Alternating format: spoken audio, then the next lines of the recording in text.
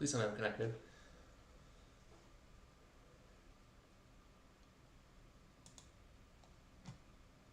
Am I connected? Yes, I'm connected.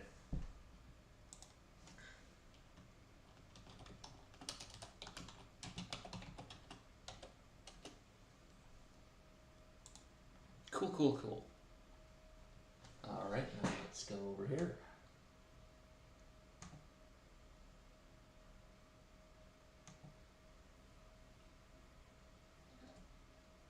That's alive. Ah, one viewer. Nice.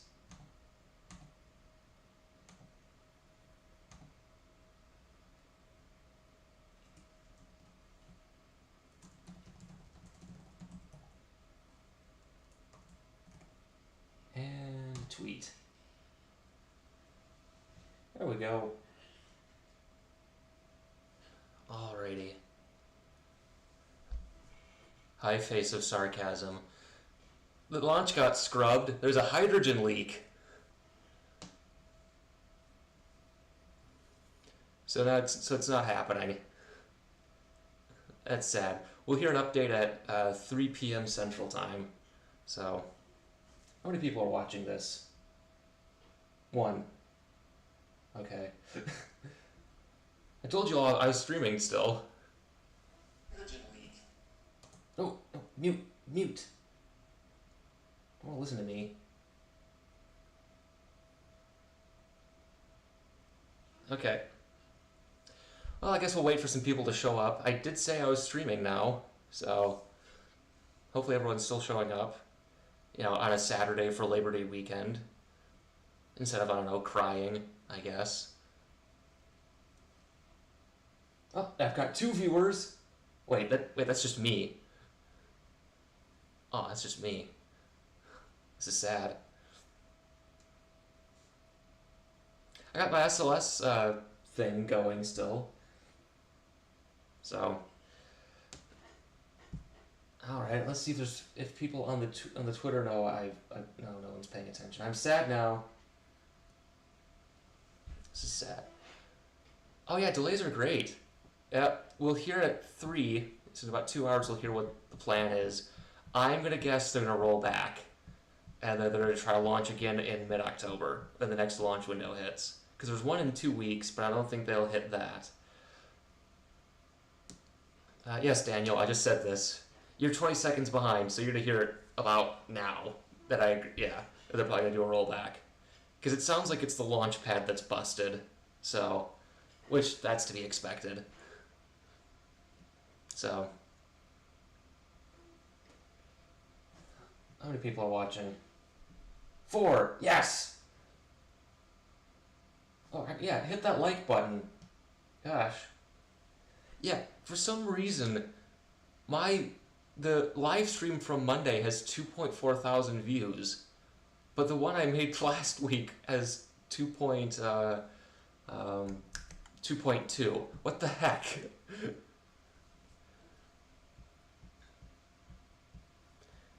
Okay.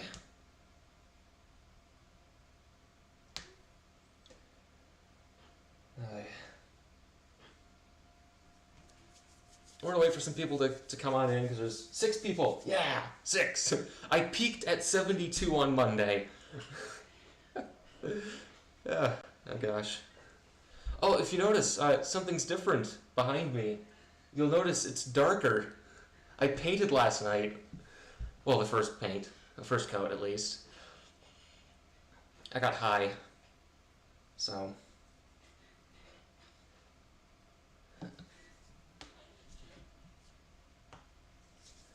Yeah, it's disappointing that we don't get to see a launch today, but I was hoping for it. Really was.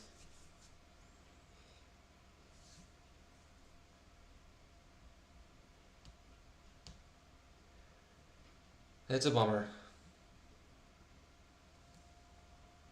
10 people, yes! So we're gonna watch that real engineering video first. Because I was told I have to watch that, so we're gonna do that one first, and we'll see what else has been crapped out. So, I bet I probably could make an animation like this eventually. It'll not anytime soon. Actually, I'll show you. I made an animation this week. Actually, I'm gonna get it up and ready.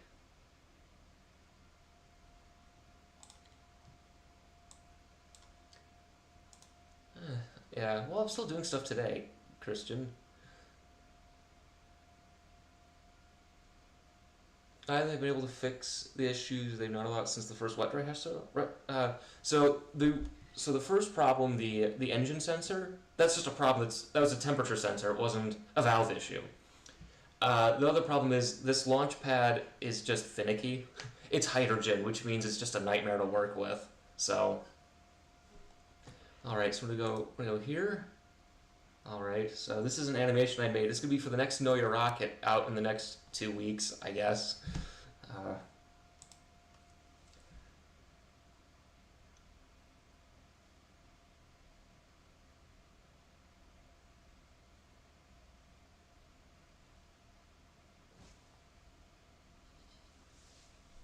How far behind are you?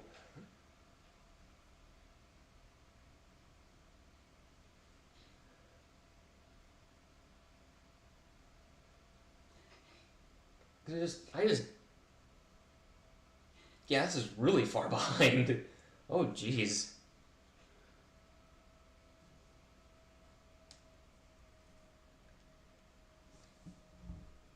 Hi, Randy. I'm just gonna play this again because I'm proud of this.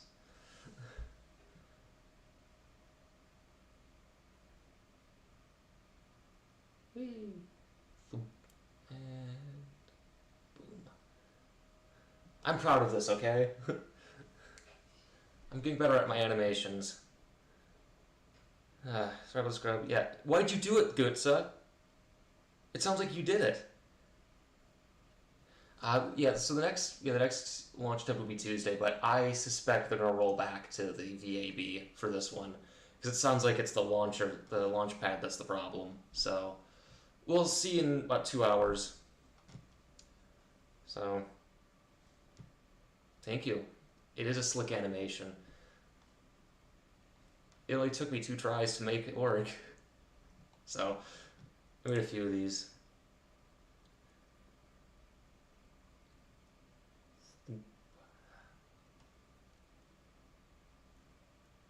Yep, so the last Know Your Rocket, it exploded, and now these are coming together. So there we go. Hi, JM Studios. Don't be sad. We're gonna watch me scream at things. Well, I made some. Okay, I made a few more. Okay, this is the first one I made.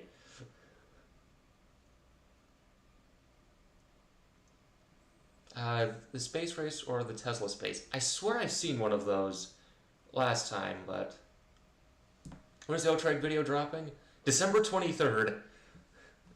I have a big December video planned now. Kind of like how I did Criticizing Starship Part 3. It's going to be like that. How do I get out of this? Alright. So let's do the real engineering video before you look at all the cool renders I made. Alright, let's get over to some real engineering. Not Riazzle, real engineering. Okay. Oh, it's only 10 minutes long? What?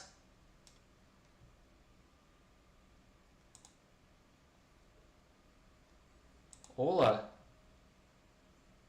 I haven't had a chance to do the auto. I have had the worst sleep for the last 2 to 3 weeks. So, and we get the fair use SRBX up and running. Sure, we'll say that the beard's for the Christmas video, not because I'm monumentally lazy. Alright. So this is real engineering. They put this out on, I think, Saturday or Sunday, right before the first launch attempt. So, okay, so I'm going to play a bit. Tell me how the sound is. Today, we stand on the threshold of a new golden age of space exploration. How does that sound? Hey, it's an astronaut. It's Christina Koch.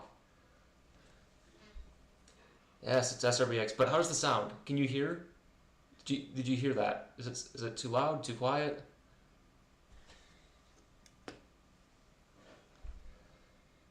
I say I'm lazy, Randy. I'm lazy. But how's the sound? I do need to hear the sound, so.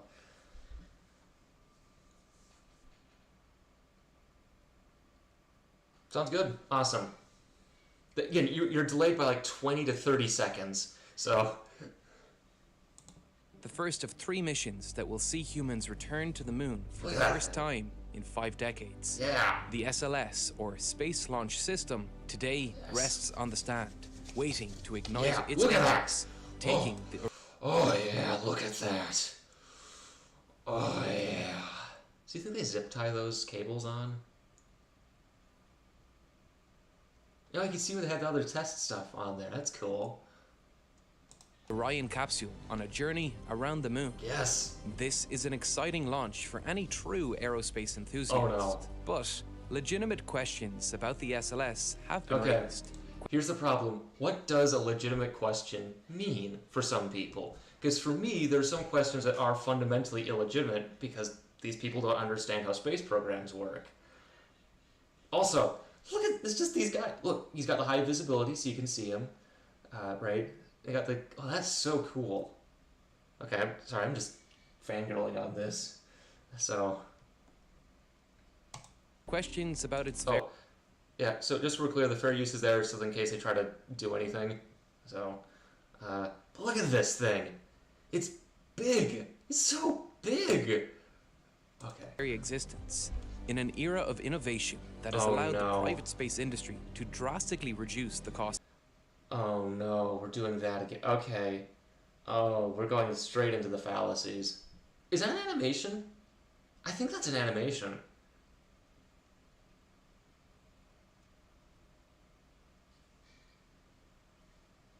Is that an animation? Of launch. No, why is NASA building its own completely unreusable rocket? Oh God, no. Okay. Well, if you're over the age of 21 or the legal drinking age, start drinking alcohol. I'm not going to because I don't drink. I do have whiskey, but I'm not going to do that because I have to paint tomorrow. So kids, what's the golden rule of building a rocket? There's no one-size-fits-all answer.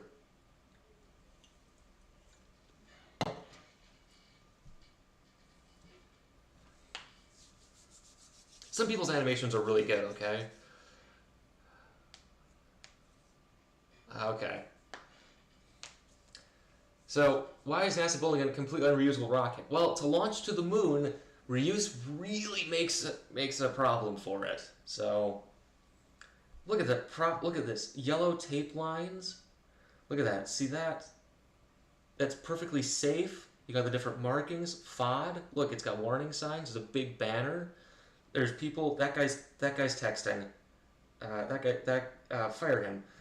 Right. Everything's marked clearly, but go. Yep. This is just the anti-SLS.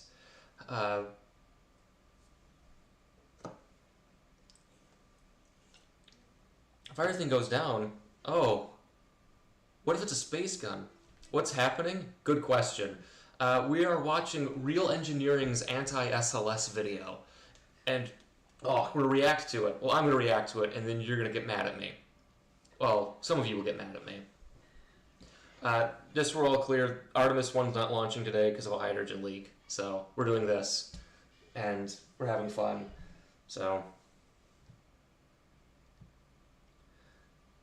Okay. Why has it cost so much money to manufacture? Flat funding cycle. Flat funding cycle, these things are expensive, rockets are expensive no matter what you do. Yeah. And it's human rated, so... Oh, good. Okay, so this will be fun, JM. This will be fun then. So we can just scream at someone for their technical illiteracy. And why does it exist at all? Because we want to go to the moon. And there's no private reason to go to the moon, so we're stuck with public options for the time being. So... The SLS is a massive rocket, building on not just the legacy of the Saturn program. Look at that thing. My SRBX looks just terrible in comparison to this thing. I'm gonna have to fix the materials for that to make it look better. But the space shuttle program, borrowing concepts and Look, it's people, and look, they're safe. Look at that. Sorry, we're gonna pause and just, we're just gonna pause and look at this thing. Just look how big and, oh yeah. Okay. actual parts from each system. The SLS uses 2 solid rocket boosters. Yes, it does. Together, they will produce more than Yes. 75% of the rocket's thrust at launch, yeah. burning 5 tons of propellant every 6 seconds and providing the equivalent thrust of 14 4-engined 747 jumbo jets each. Yeah. These boosters are essentially the same boosters that flew on the Yeah, they've been modified. Yeah, they've all been modified. It's not like they just peeled them off and okay, we'll strap them on, So.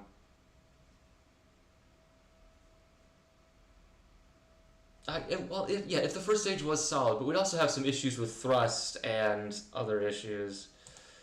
space shuttle. In fact, they are using many leftover parts from the space. Okay, they're using about 5. Okay, it's not as space shuttle as it's mostly aesthetically space shuttle, right? So the SSMEs, those have been modified. SRBs, it's the casings, but they've been modified a bit. I think they changed a bit of the propellant formulation too. I've heard the Sophie is new. Is a new formulation. The tanks are basically different. It just looks like the shuttle. And they use the same. Pretty much what they had was shuttle people to use shuttle-ish systems. So it's not, Space shuttle program, with some updated designs to the nozzle Yeah, and look at that. an additional 5th booster Look segment, at that stuff. giving this new generation booster 25% more fuel capacity over the shuttles. Yeah, However, look at that. unlike the solid rocket boosters of the Look at space it shuttle, go. these boosters will not be recovered and refurbished. Yeah, because it's not cost effective. In an era where we can literally fly our boosters back to Okay, in 2011, could you do that? Oh, you couldn't. Orion sort of was. Again, the original concepts for Orion were supposed to fly on Ares 1, but that obviously was canned, so... Yeah, Yeah. Yes, another AJ260, oh gosh. the ground. This seems like a strange choice. Yes, but you also have to remember, flying the boosters back eats propellant and performance. It's good for low Earth orbit, but not going to the moon. Well. Why did NASA decide to go this route? To understand that, Oh no, okay, so let's see. It's going to be Congress held a gun to NASA's head. It's going to be that one. It's always that one.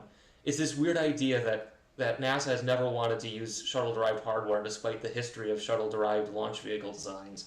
We're going to go there, aren't we? Yeah, the AG260 is awesome. I rendered that, if you watched on Monday. Yeah, but look at that thing. I only got this footage because I have it. we have to look back in time. 2 programs were cancelled in 2011. The Space Shuttle program and the Constellation program. Yes. We are all familiar with the Space Shuttle program. Oh but no. the Constellation Are they program going to say is that less... Are they going to say this is the same thing? They're going to do that, aren't they? Oh, jeez.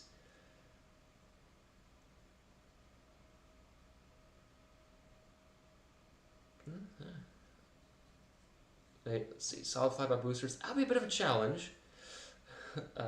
Purios as... Yeah. I've heard, but the problem is you need 4 Falcon first stages, and you'd have to rebuild them for, like, the proper, attachment points on the side and all that fun stuff. So... known due to the fact it only ever flew a prototype Okay, if it's only less known to people who don't follow this, which, okay, that's fine. rocket. The Ares prototype flew in 2009 and tested the Orion. No, it tested flying and staging. That's what they tested, not the abort system. That was tested on the ground.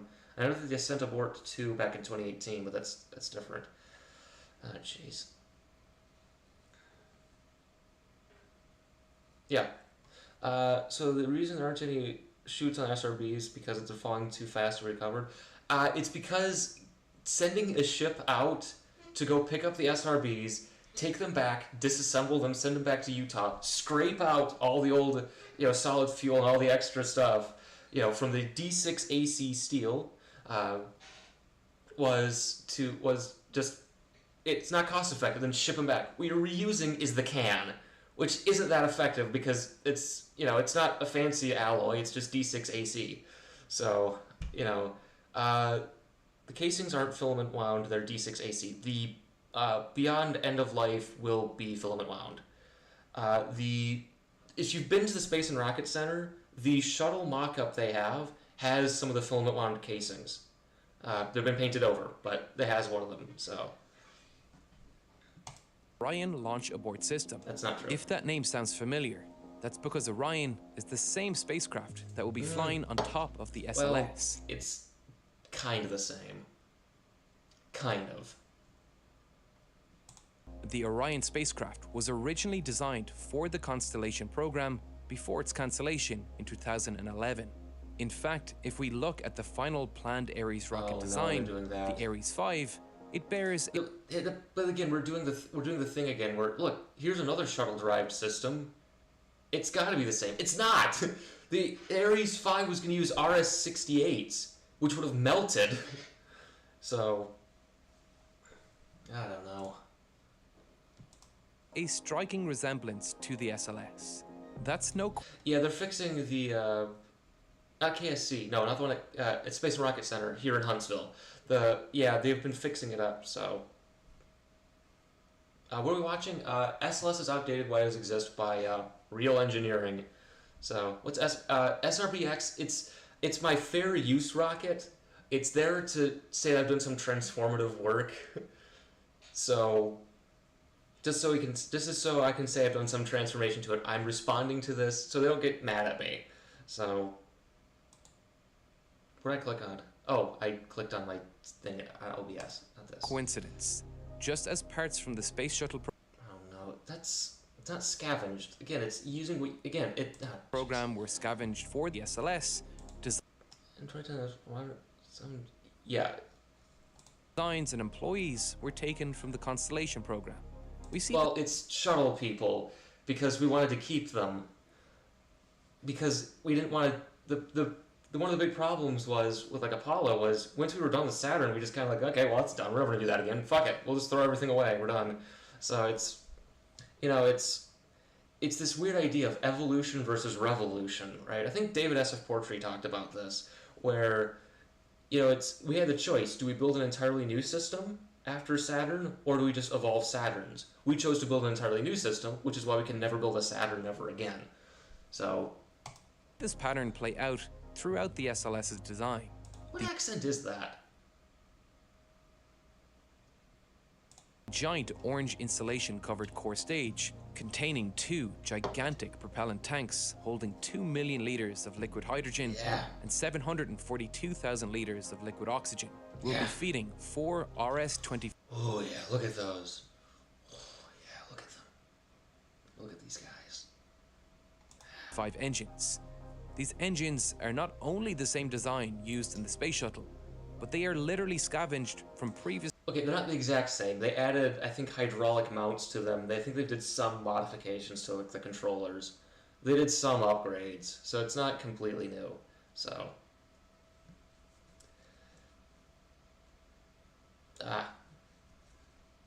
from Galway. Okay. Previously flown space shuttles. Ooh. The 4 engines for Artemis 1 have these serial numbers, and from that we can look at you. track their flight history. These engines have a rich history within NASA, okay, I bringing components of the ISS to orbit. They're going to be sending people in it. Not this one, not Artemis 1, obviously, because it's the crew vehicle. It's a flight test. It's the first one. They're never going to put crew on the first one, so and flying astronauts to Hubble to repair and maintain it. These are tried and tested engines that, in theory, would save NASA money, but oh no, he's gonna do the thing where it's oddly, The SLS program's great... Wait, Saturn 5, wait, no people, wait. With modified S2 and flyback S1C to work as a shuttle? Yeah, I've heard of those flyback concepts. I've heard of those are interesting. What's target date for Artemis 2? Okay, so the core stage will be delivered in March. I've heard late 2023, early 2024. So it's because we're waiting for Artemis 1 so we can fix it, or so if there's anything wrong with it, we can fix it, and so the avionics from Orion can be updated for the next flight. So that's what we'd be waiting for. Greatest criticism is its cost. Oh, we're doing this again. We're doing this. Okay, so if with the flat funding cycle, we'd still be waiting for the first one to be done. Silver rocket, it's not silver, well, it's not supposed to be. That is SRBX. It's the most cursed shuttle-derived launch vehicle ever proposed. So again, criticism of SLS is its cost, because these people have never looked at the cost of anything else. It's... How far behind are you? My god, I just paused. So, it's Saturn 1 and 1B. Okay. So, it's, I think, $20 billion to build SLS. I think that's what it is. Which Saturn 5 was like 2 to 3 times that. The shuttle was somewhere in between. So again, it's still NASA's cheapest rocket. So, yes, it is 3 SRBs strapped together. The big the problem with this, we'd still be waiting for new engines with the flat funding cycle, because we'd have to build new engines for a super heavy lift vehicle. So, it's silly. But look at these, and oh yeah.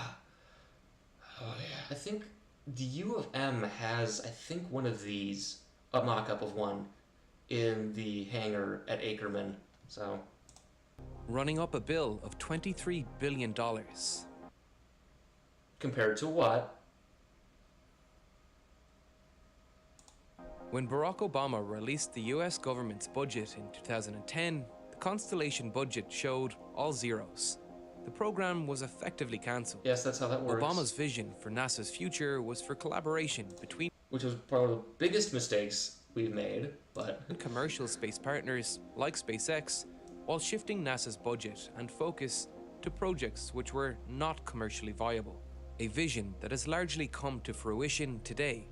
So, if the Constellation program was cancelled in 2010, how is this resurrected Frankenstein's monster standing on the pad today, ready to launch to the moon? Well, first you build it, then you test it, and then you build it at the VAB, and then you fly it. That's, it's... Elon has things to say about SLS, probably. I know he's been critical of it being delayed, but I don't think he's said anything else. I know he actually hasn't had one of his freakouts where he talks about rapid reusability in a long time. I remember he started doing that when he talked to Tori Bruno once on Twitter. They made it, oh, where's the engines joke? And he just freaked out at him. It was really weird. Nothing more than a jobs program. They never had intention of flying the Frankenstein rocket. No. That's not true. It's not a jobs program. I mean, it's a jobs program in the sense that it's a government operation, but yeah, they want to fly it. Why would they build it if they weren't intending to fly it? Unless you're not talking about SLS. The answer? Politics. Oh god, we're going into this. This legislation will define NASA's future by building on its past. Obama's cancellation of the Constellation. Yeah, so Lori Garver actively sabotaged the space program, so I would not consider her to be a good... she actively sabotaged the program. There's people who talked about how she said, oh, I serve the president, not at NASA. I would say she's, it's that thing, right? It's the thing Republicans say, government doesn't work, and then they get into power and they prove it, Not to get political for a second, but, it's that. Program was met with criticism from politicians from all over the United States. The elevated costs of the program was partially by design. Oh god. NASA. Okay, so we're into conspiracy land. Again,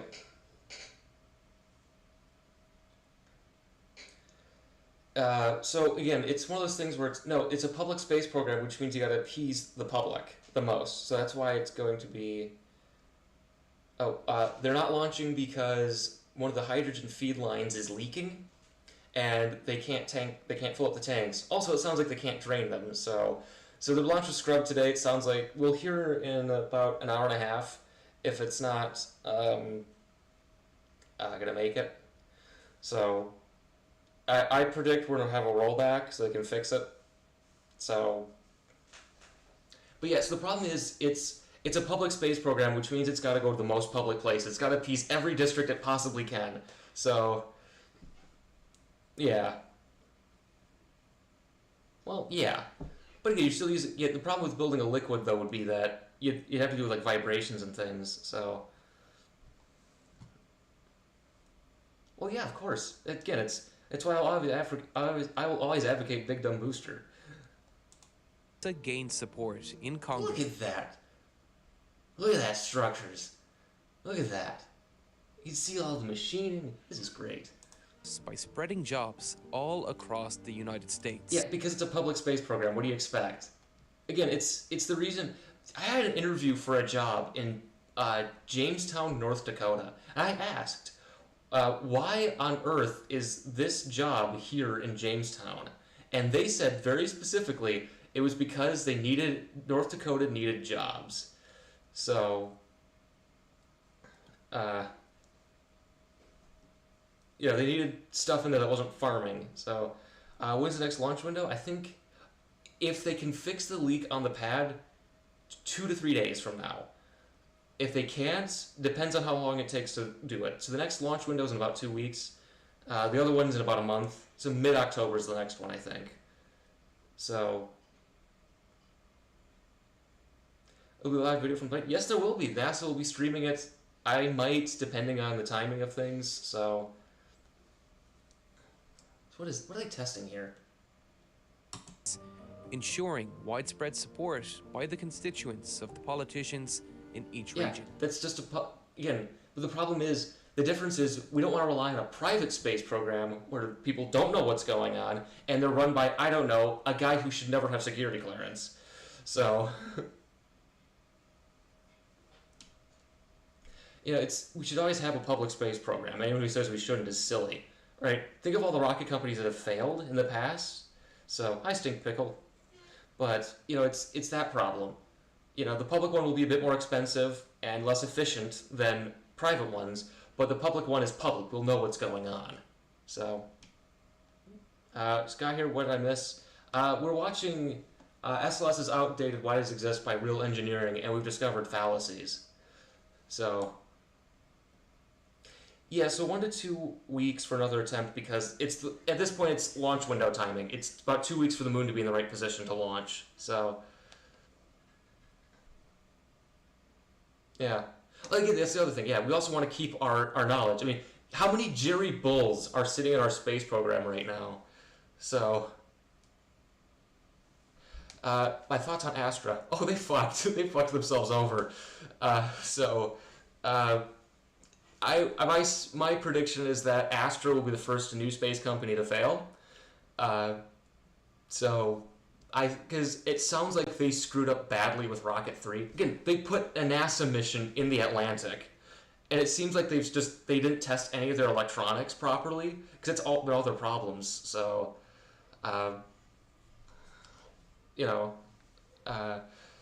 when you see all the possible launch windows, I don't know where to find. I followed these things on Twitter, so if there's someone on Twitter that will say it. So, with sensors and seals. Okay, so with sensors and seals, because it's hydrogen. Hydrogen is just a jerk, and it's one of those things where you can build something and bad stuff will just show up no matter what. So, It's one of those things where right now we're just in teething issues. We thought this valve with this seal would work, but it turns out it didn't. Or the problem is you just don't know until you build it. It's like buying a car, like a brand new car. You don't know until it happens, right? It might have a problem with it. You don't know until you actually drive it, right? it's one of those things. But we're honestly getting to the point where it'll finally work. You also have to remember these things have a million parts. So, you know. When the Constellation program was cancelled, it left thousands of people without... Wait, what are those in? Wait, is that RS-68? ...region. When the Constellation program was cancelled, it left... That is! That's an is that an RS-68? Naked? Or is that a J2X? What is that engine? Yes. Saturn V had a lot of issues. A lot more than SLS is having. SLS's problem is just that it wasn't funded properly. So... call Elon? No, don't call Elon. He'll want to fuck it. No, Elon has no idea how to work with hydrogen. He works with methane, so... but what engine is this? Is this a J2X? I don't think it is, because those are RS-68s. Yeah, that's an RS-68. Is it? No, I don't know. What engine is this? Tell me what engine this is. It's got, yeah, it looks like J2X. That's what I'm thinking. This sounds about, like, I'm looking at these and go, oh, what are these? You know, it's gotta be. I'll keep going, so. Yeah, the shuttle had problems. It's hydrogen. Thousands of people without work. People were understandably upset. Well, the thing is, if I remember correctly, there's a history to this where we said if we don't start the next program soon, we'll have to fire all these people, and then they waited, and then they had to fired them, and then they had to rehire them like 6 months later. So like the shuttle people, because again, you want to build a shuttle-derived vehicle, you need shuttle people because they know how these things work, even if they're not going to, you know. So you know, did they ever actually build and fire? No, they only built Powerhead demonstrators. So, but again, this is like a bad history of the subject. Is that guy escaping full screen? Whatever. This forced the Obama administration to backpedal, resulting in the NASA Authorization Act of 2010 being signed, providing NASA budget to both commercial space launch industry and, in effect, brought the Constellation program back. No, this isn't Constellation. This has nothing to do with Constellation. It's a new program. Oh, jeez. Hello, the pedantic joker. The algorithm just threw you here? But how many people are watching? 103 people. Oh my gosh. How did this happen? I don't know. Well, hello. Yeah, I'm just watching this, I guess. I wonder if it's the way I wrote my title. What's the title again? Scrub Artemis one stream of being slightly disappointed. Yeah, I guess. From the dead, under a new name. Steve. Artemis. No. The act even specified that NASA needed to Okay, but again, it's because we said we're gonna... Yeah, because we don't want to lose the knowledge. It's about keeping knowledge, so... Oh, God. Hello, Big Jim Truth. use technology, contracts, and workforce from the Constellation program. Because it's shuttle-derived. So, here we are, 12 years later. It's not Constellation, Constellation flying to the moon. My God, by that logic, it's the ghost of, I don't know, von Braun? I don't know. What's the earliest shuttle-derived vehicle proposed? There's one in 1978. So, yeah. Of course, they'll never note that part, because that's the part that sort of worked. You know? It's this weird, because history doesn't matter, right? Truth does not matter to these people. We're dealing with what is effectively like a fundamentalist religion now, so we'll ignore the part that, yeah, it's so weird. It's like the SpaceX fanboys who call for a monopoly for SpaceX and ignore the fact that that same logic they use would have killed SpaceX back in 2010. But whatever. Nerva engines were from way back. Those were built in the 60s, so... did it ever happen that a rocket had to scrub so often it's launched the launch pad? There's been a few scrubs ready to roll back. The shuttle had a few of them mostly. I think Apollo 4 had a lot of issues. Oh no, don't call it Uranus, call it the Caelus. Call it the other version of it. So there was one, I think Jarvis also was sort of a shuttle-derived system. near the after Challenger, so nothing has been to space. There's nothing to push against the proves thrust. You just fall back down. No, that's not how that worked. That's not how that worked. Big Jim Truth. So no, there's nothing to push against. Well, see, there's these things. So the hot gases go through this nozzle and they push against the nozzle. So Itself a Frankenstein's monster. it's not Frankenstein. You don't know what that means. Kerbal ruined. Unfortunately, Kerbal ruined a generation of future aerospace enjoyers because, my God, it's just annoying. Shuttle components. This is clearly not. I have never played Outer Wilds. I haven't bought a video game since I bought Soma in 2019. I bought that the week I moved down here. When I got internet, I bought it. An efficient way of developing a rocket. No, it's... Oh, God. There is... It depends on what you want to do. Oh, God. Again, it's... Real engineering is pop engineering, so... Nothing is going to space, nothing has been to space, sorry. No, sorry, there's been plenty of things sent to space. Big Jim Truth. There's been plenty of things sent to space. Your mom and I are going there next week, just saying, you know. Cancelling one over-budget project and then bringing... It's not the same project, though. It's not. You don't know how any of these things work. Jesus Christ. Get back a couple of months later with added design restrictions. It's not restrictions. They're not design restrictions. Stop. No, you don't know how any of these things work. It's funny, because the guy who owns this channel said that aerospace nerds are insufferable, and yet it's because he's wrong. PFA dude, please do know your rocket on UR series. I will do those at some point. I'm gonna wait. I'm gonna do private rockets. Then I'm gonna go back and I think I'm gonna do SSTOs, Titan derivatives. I think shuttle derivatives. It'll be down the pipeline. So let's see. In terms of SLS. Ooh, how good most of his script has an accent. How is he wrong? You see, the accent kind of. I did make I made 2 videos responding to flat earthers and conspiracy theorists. For the longest time, the 2 videos I got the most comments on were my most popular one, and then the one about the ISS being fake. I stopped getting comments on that one, but I still get comments on SLS v Starship. Because I think that one made the rounds again because I got another 1,000 views on it like last week, so I think I got another 1,000 views on criticizing Starship Part 3, so I think I've been making the rounds again. So do Arcaspace next. I have a plan.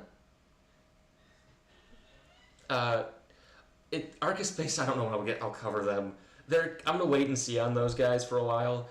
Because the plan right now is I'm working on the Eagle family, then I'm going to do Phoenix as soon as I find stuff on it, and then it's going to be Kistler, and the Beale BA2, and then I don't know what's going to happen to that, so I gotta keep going. Yes, on God's green flat earth. That's perfectly obvious to anyone and everyone involved. It's just how bureaucracy in a democratic system shakes out. Stop playing the sad music. SLS is great. Fuck off. I'm really mad. I'm sorry. Sometimes. Could that money have been better spent elsewhere? No. Absolutely. No. You don't know anything. Jesus Christ. Sorry, I don't know. Flat Earth stuff is a joke, right? From me, yes. From that, we do have one flat earther theoretically here. Do you think there's anything out of the ordinary with this difficulty getting SLS off the ground? No, actually, it's actually going a lot more smoothly than previous launch vehicles. So, let's see. Comment section in this video is super toxic. Yeah, I guess so. What's your opinion on the Venture Star? Venture Star is neat. I think it's really interesting. I'll cover it actually. It'll probably be late next year, early 2024 when I cover it. So, will there be an upgraded version for the RS-25s in the future? Yes, they're doing expendable versions of it. Those just started production. They're starting to build the tooling for them. So, right, finished on nothing that might never reach production. Oh god, you're doing that now.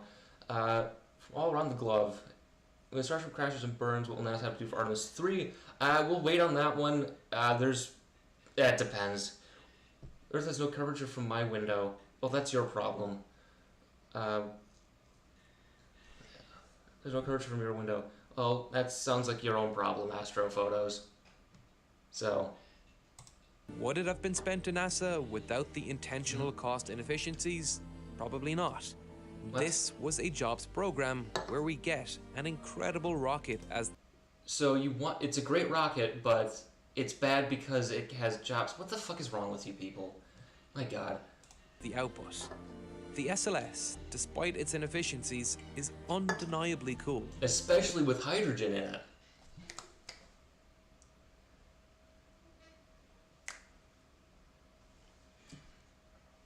The sound of solid rocket boosters is something I've dreamt of experiencing. I don't think anyone with an honest love of aerospace can look at this machine and not be in awe. It looks like someone asked Midjourney to create a hybrid of the Saturn V space shuttle. And perhaps that's nostalgia for an era I was born too late to experience. But that era took us to the moon. I have a tattoo of Buzz Aldrin on the moon on my leg. That's cute. To say I'm excited is an understatement. I'm pumped. This machine, if all goes to plan, is going to take us back to the moon. With the progress happening in the commercial space industry... Oh god, no. Don't say SpaceX. Oh, Jesus. Following hot on NASA's heels, we will have cheaper, heavy lift rockets. Debatable. Okay, if you're showing Falcon Heavy, you have no idea what you're talking about. Ah, jeez. You want to be on... You SpaceX birthday the last time? Hear much from them? Well, it seems that they're still blowing stuff up. I think they tried to do a static fire of Booster 7, but 2 of the engines didn't start. So, I like to be on the ships that recover this starship from the ocean. Yeah, starship won't crash and burn. No, agree to goals. Yeah, it's weird. You know what the weirdest thing is, I think? Is that I've seen people talk about Starship. I watched a video like a month ago talking about the launch market for Starship, and the person didn't even do an analysis of it. So it's weird. So let's see. Name team leader of the space race patch for the new order. I don't know what that is. Rockets capable of taking us to the moon and further.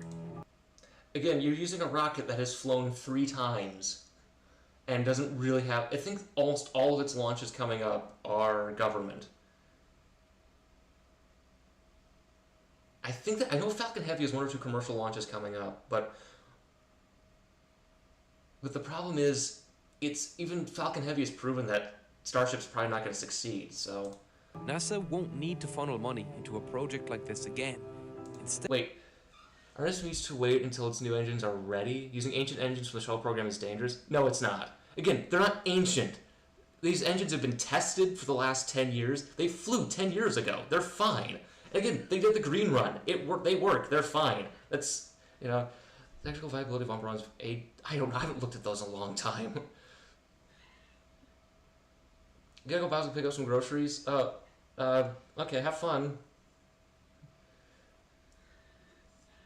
Anybody access a SpaceX cost effective automatically? We don't know that. That's quite, again, so that's the thing. We don't know how much money SpaceX is actually saving. I'd say they actually are, especially considering they're just, they're burning cash in Starlink launches, but they probably, again, they're most likely saving money. I don't know how much they save, because they're a private company, they're very secretive. We don't know, so... when entry board, I believe... I thought they had 2, but that's just because I follow this and I'm not one of these people who follows this stuff religiously, so... Instead, being able to focus on projects like the James Webb Telescope. Here's the thing, though. James Webb is doing better than we thought. Except for the micrometeorite impact. And... Again, when Artemis 1 flies, hopefully by the end of this year, it's so weird. We'll all forget this. The general public doesn't really care. That's the funniest thing about this. You say all the people who say insist astronauts should exist, we should have used EELVs and depots. Okay, so the big problem, so the problem is then we have to build an architecture around that. We'd have to prove cryo storage, which liquid hydrogen is not fun to store. Again, I did work on this. I designed a propellant resupply system. Right, the problem with using ELVs is that there's right if one's grounded. The multiple launch architecture problem is that like vibrations from all those raptors. Yeah, that's quite true. Is what was I saying? I completely lost my train of thought.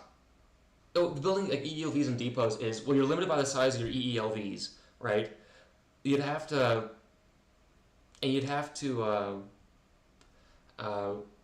build a depot architecture. You have to make sure that works, right? You spend a lot of money making sure that works. It just depends on what you want to do with your program. I think the problem really is we're just limited in what we do in space. So, you have to look at studies. It's not an easy thing. So, our hydrogen rocket's a bit inefficient. It depends on what you're doing. Well, aerospace Ariane 5 has no seal problems. Well, that's because they're Europeans and they use cigarettes to seal them up, and they're all snooty. So, kind of flaw design had O-rings that get old and fail. Yeah, they fixed that way back. They fixed the joints way back after Challenger. They fixed this already, so we're fine. Is an exciting time in aerospace and human space flight. Yes, it is. After a lull of more than 50 years. Okay. Well, that's not a lull. We had a it's complete ignorance of what's happened in the last 50 years. We got a grand tour of the solar system. We got to see Jupiter, Saturn, Uranus, Neptune. Right? We've been to Titan. We've been to Jupiter multiple times. We have spacecraft orbiting Jupiter right now. We've been to Mars. We've landed rovers there. We've had an excellent space program. There's a spacecraft going to Mercury right now. We had another one that went to Mercury that orbited it, right? It's amazing how these people are completely ignorant of this subject. We had a program that ran for 30 years. You know, it's think about Dream Chaser. Dream Chaser's neat. So it's a neat system. I actually got to see where they were to park it in the shuttle processing facility at Kennedy Space Center 4 years ago. It was in the same room that the ICPS was. So, hello, Yusuf. Why did you say V?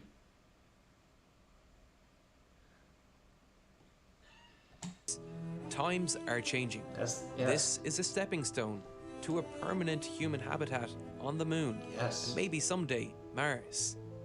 I grew up watching documentaries about the moon missions, always with a little bit of sadness that I didn't get to experience that live broadcast. Hey, I feel the same way. I'd love to have seen a Saturn V launch. Just saying. We're in the same crowd, man. I get you. With the rest of the world. Documentaries like Hack the Moon, In charge of NASA in 2010 had the budget to design a clean sheet design for a moon rocket. What would you do? I would probably go with the Saturn V Redux, honestly. I would use shuttle SRBs for augmenting like a cargo vehicle, but I would probably go with the Saturn V one. The problem is we didn't have the budget to do that. So, it's, the SLS doesn't work. No, actually it works fine. It's just, it's a fucking hydrogen, it's a hydrogen feed system that's not working right now. So, it's working fine. Armstrong and Crisis on Apollo 13 felt like watching a Marvel movie. Real-life superheroes. You can relive that nostalgia and get excited for this new generation of heroes and stories by watching these documentaries on Curiosity. Fuck, it's an ad. Stream for $14.79 a year, an insanely low price. These are just a small collection of the aerospace and aviation documentaries available on CuriosityStream. And you will also get access to my new aviation history documentary series, Okay, I'll say the moon landing did happen. The moon is still up there, guys. The moon landing is still happening. It's still up there. It never happened. How would a 21st century Saturn V look like? What would your take? It probably, yeah, it'd be, so we probably have to build our own clean sheet, LOX kerosene engines. It would be hydrogen second, maybe hydrogen third stage, maybe like an option for a Centaur. And for augmented, for non-crewed versions, we put SRB, like shuttle-derived SRBs on the side. So that's what I would do. Wasn't NordVPN. I'm still, I'm still waiting to get us. I forgot to. I haven't monetized the channel yet. I forgot to do that.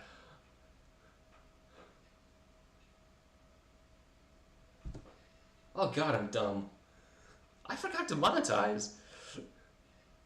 Yes, see, I can't wait to do that. F1B, yep, that would be interesting to see. Okay, what's next? Let's see. What other... If people said dumb things... I'm gonna change the... Yeah, the Pirios, but I think they built a structural test article. Let's see. Megasource... here's the thing, though. I don't think Sea Dragon would have worked. I'll do when I do the Know Your Rocket on it. Okay, so let's see. Has Angry Astronaut been wrong?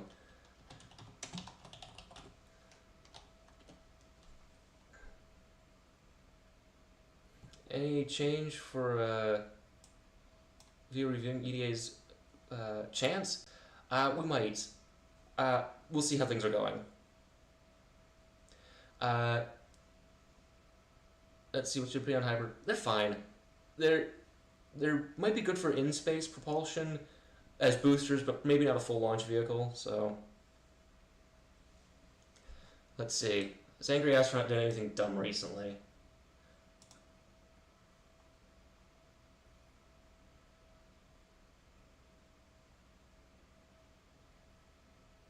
Okay, this is just an inflammatory title, so I just kind of want to see this. Arrogance of people like Dr. Derek. Who's Dr. Derek Pitts? Is this interesting? I don't want to watch. Oh god. Do you think rocket propulsion technology will be towards the end of the century? I have no idea. I don't know. I've been reading about an all-solid vehicle Peacekeeper. I'm trying to find a video of Peacekeeper missile launches. So, a Gemini engineer debunked EDA's Gemini abort video. Oh, that's not good. That says they're going to Venus. Rocket would be used for Venus. I know Rocket Lab's launching one. It depends. Again, it depends on what the probe is doing, right? Because it depends on a bunch of factors. If your probe weighs like a ton, you could get with an Atlas V. You get a Falcon 9 even. So or Vulcan, right? Because that's coming up. Let's see. I'll see what this video is. We'll see if this is interesting. So, play speed 2 times. This is Artemis Launch Control with an update. Launch Director Charlie Blackwell Thompson has called a scrub for today. Yeah, we were all there for that. What are people watching? 93. Okay. Let's actually let's go 1.5 and then. Oh, we need subtitles. There we go. Go full screen.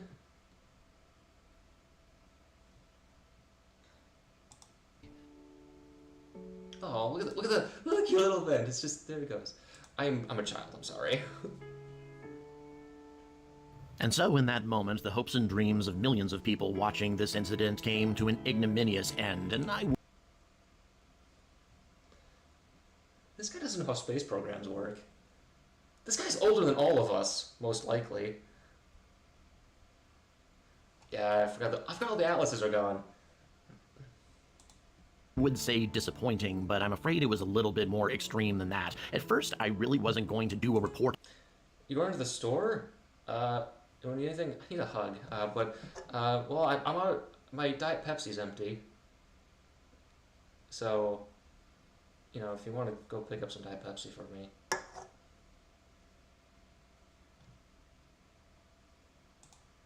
On this, I wasn't going to have any sort of ranting about it or anything, because it was a first launch attempt. This is not atypical at all. In fact, it's highly unusual that you're going to see a rocket fly on its first attempt on the pad. However, there were things about this particular scrub that were extremely annoying, and all...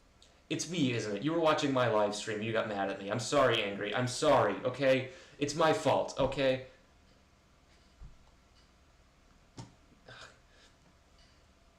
Look at the. Oh, I've seen that one. Also avoidable. And on top of that, there was an enormous amount of patronizing excuses being made by the people in. Okay, so here's my little problem with stuff like this. The people who say that like I'm condescending are people who disagree with me and are mad at me. So, you know, it's when he says this stuff like this, he's just mad. No, this stream is not sponsored by Pepsi. Pepsi, sponsor me. I'll take you to space. I don't have any Pringles. I actually have not had potato chips in several years. Charge and by various people in the news media agency that I found to be utterly unacceptable. The fact of the matter is, SLS has been consuming entirely too much in the way of funds, in the way of time, and time is something we really don't have when we're returning to the moon. Yes, we do. This thing has so many clocks on it. Most people don't seem to realize is we're in a competition with the People's Republic of China to assume control. Oh God, he's doing Cold War 2.0. Thanks, Bill. Thanks for the face. Oh gosh. Of the lunar South Pole, and yeah, it really is that serious, and even Administrator Nelson would agree with me on that. But Yeah, what he doesn't. Okay, does this guy kind of remind you of Superman? Okay, just honestly, does this guy kind of remind you a bit of like the Christopher Reeve Superman? I'm just saying. It just seem to agree with me on is just how unacceptable what happened yesterday actually was. How is it unacceptable? Would you rather we would you rather we have launched?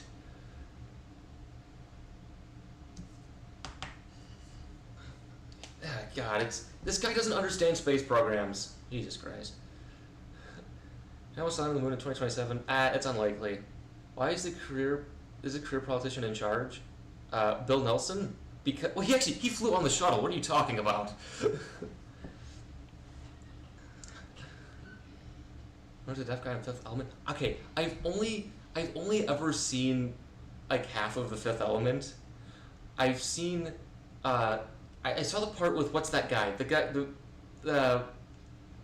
I've seen Because virtually everything that caused that scrub was something that could have been taken care of before the attempt was even made. Hello, YouTube. I'm the Angry Astronaut, Hi. and this is... Okay, don't use that. Why do you have that awful font again? That other guy had awful font. Are we doing? I'm doing fine. I'm a bit tired, but you know, when was Starship blows over again? Let's just wrap in a. I don't know what you're saying. Oh, okay, I know what you're saying. Sorry, take me a second.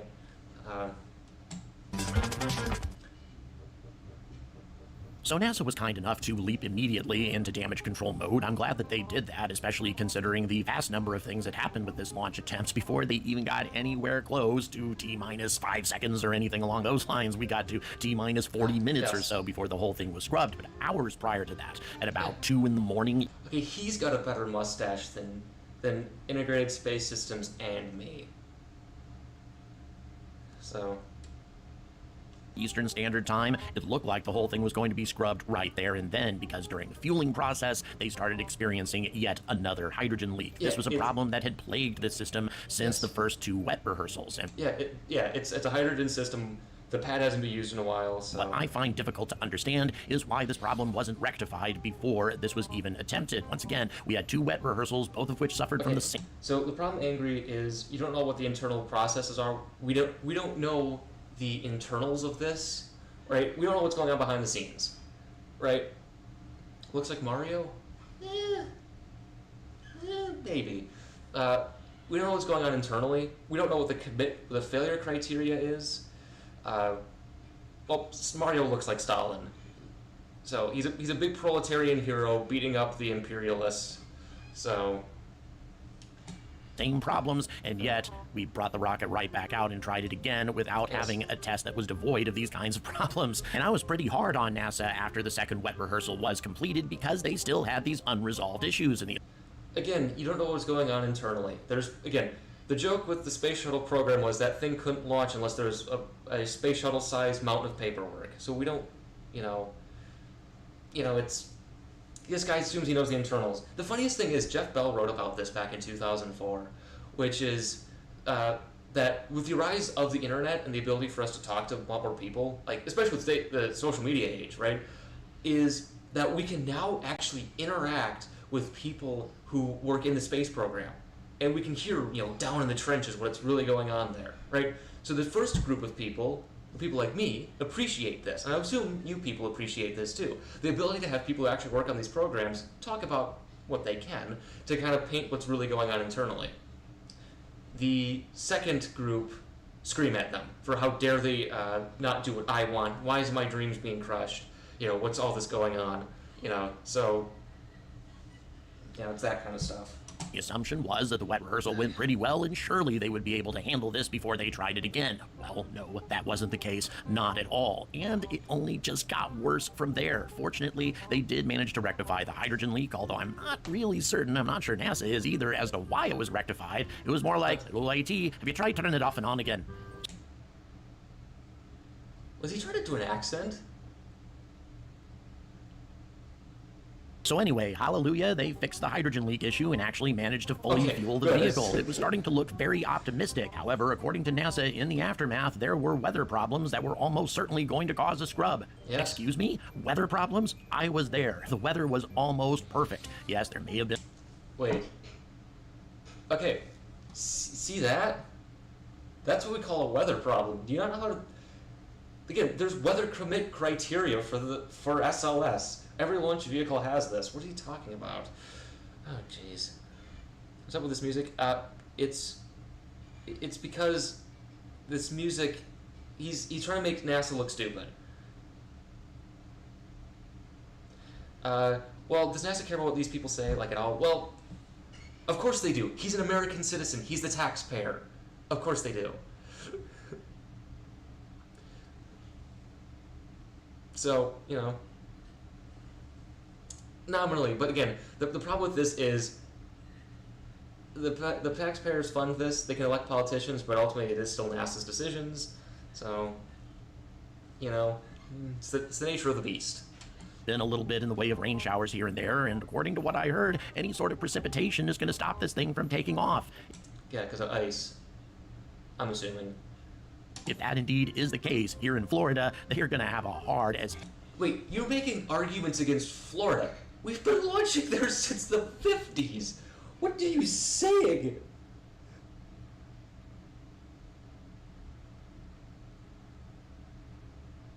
Oh, okay, we gotta...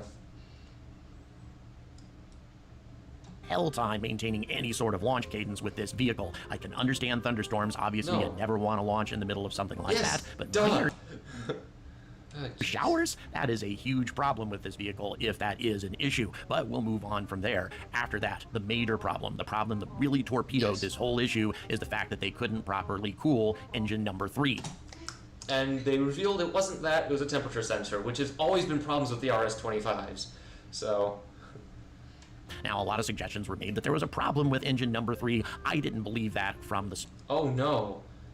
Oh no, there's a little leprechaun doing it. Okay, I'm gonna do it. Oh, no, I'm not gonna do it. I'm not gonna do Irish. No, the only Irish I know is what I got from Father Ted. So I'm just gonna shut up. Start, because these engines are absolutely fantastic. We're talking about engines that have been up to space many times, have been reused flawlessly. One thing I would ask you to note is that the RS-25s have never experienced a total failure in their entire history. That is to say, there was never an RS-25 engine shutdown in flight, with the exception of STS-51 at T plus 5 minutes and 43 seconds, but that wasn't a problem with the engine itself. It was actually due to faulty temperature sensors. So the engine didn't even really fail on that occasion. And all previous times where we had engine failures, which by the way, once again, only happened 6 times in the entire history of the space shuttle program, they happened prior to launch. That's an incredibly good... Would you rather they happen after launch?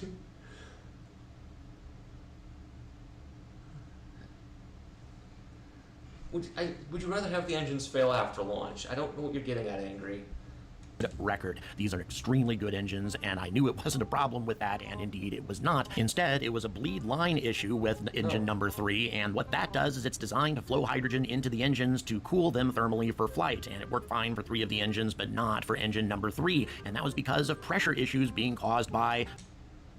Yes, there was. I know the first flight of Discovery, the engines turned on and then turned off. I think it was the first flight of Discovery, and then there's a hydrogen fire on the pad for that one. Mike Mullane's book talks about it because he was on that mission. So. Valves. Have you ever heard that before? Seems Yes. that Boeing has lots of issues Oh, with... these are no, Angry. Those are completely different teams. They don't work on those together. Oh, jeez. You're not American.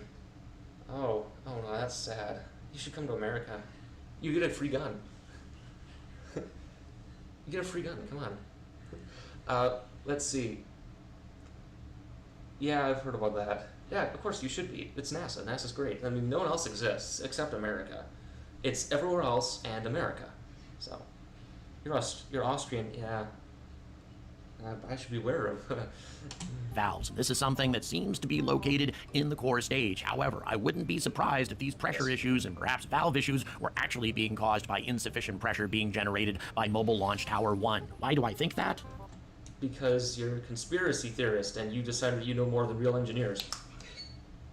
I'm psychic. You're Dutch. Oh, gosh. Well, first of all, it's important... Hey, he's not an astronaut, but he's a YouTuber. You better take that back, buddy. I'm gonna fight you on this. to understand why this is required in the first place. These engines burn so incredibly hot that they will actually melt themselves if they are not being constantly cooled by... Yeah, because they're sexy. Liquid hydrogen, which is, of course, one of the coldest substances in the universe. If you don't have a proper hydrogen flow over the engines keeping them cool, they are going to be completely destroyed by the incredible heat generated by full thrust. But here's the issue. This had no problems whatsoever during the green run. These engines ran flawlessly for hundreds of seconds without a single problem with the coolant system. What happened between then and now? Did they run a forklift into the thing or something? No, it's just teething issues. Going to Romania, that's cool. I've never been to Romania. I've never left the United States except the Canadian side of Niagara Falls. So, that's good. Yeah, emotionally compromised astronaut, you know. Something like that? Did they have some sort of handling problem in transport? This seems extremely unlikely. NASA is very, very careful with these things. The only thing that's really changed is the ground systems, the mobile launch tower that I've been ranting about forever. However, that may not be the case. I could be off target on that because when they increased pressure in the system in order to try to rectify the issue, there was another problem with a vent valve, yet another valve, in the intertank portion of the core stage. Sorry, I'm looking at these engines going, and I just don't care.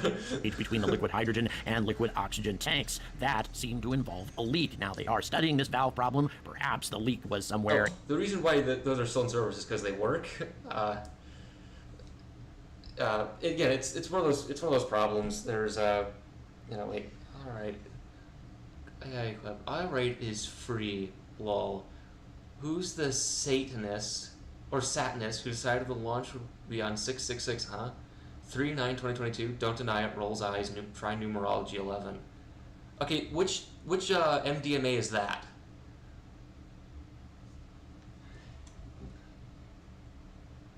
Like all the U2 is, yeah.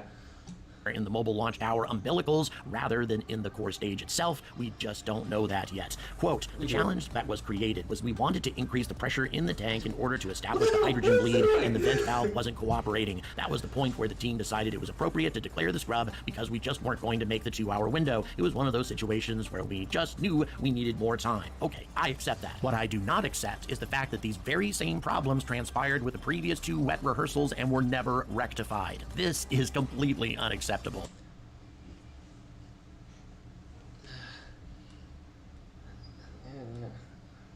have these ongoing issues and you can't launch while you're having these problems and never really fixing them, never confirming that you have them fixed, and then do everything that's necessary to prepare for a launch. Again, Angry, you don't know what's going on internally, you're just speculating, so...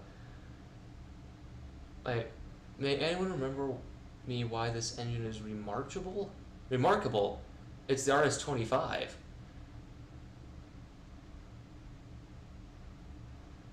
It's the space shuttle main engine. It's got some high pressure. It's got some single crystal titanium impellers in the turbo machinery. So, erst würde Sommer einfach Raketen schauen. Oh gosh. And by the way, that's a complicated process that involves not only personnel, but also money, knowing full well that look, see that installation? You gotta line the tanks with some money there, okay? The cotton's really good, okay? That's how you insulate these engines. may have the same problem when it happens again. What kind of logic is that? However, NASA did defend their position on that, fine, whatever. But afterwards, the level of patronizing nonsense that we got from not only NASA, but also experts in the field, that's when I started to get nauseated. Predictably, most of the media didn't even criticize NASA for this situation. Because they're not insane, okay? Half these people didn't know this existed until yesterday. Jesus Christ. You know, I wonder why there's no rockets in Austria. Yeah, vielleicht, my German's terrible, so.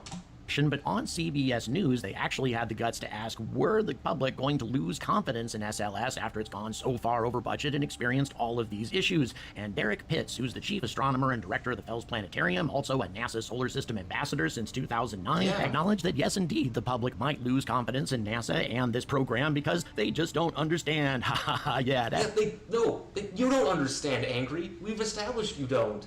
Oh, jeez. Oh, jeez.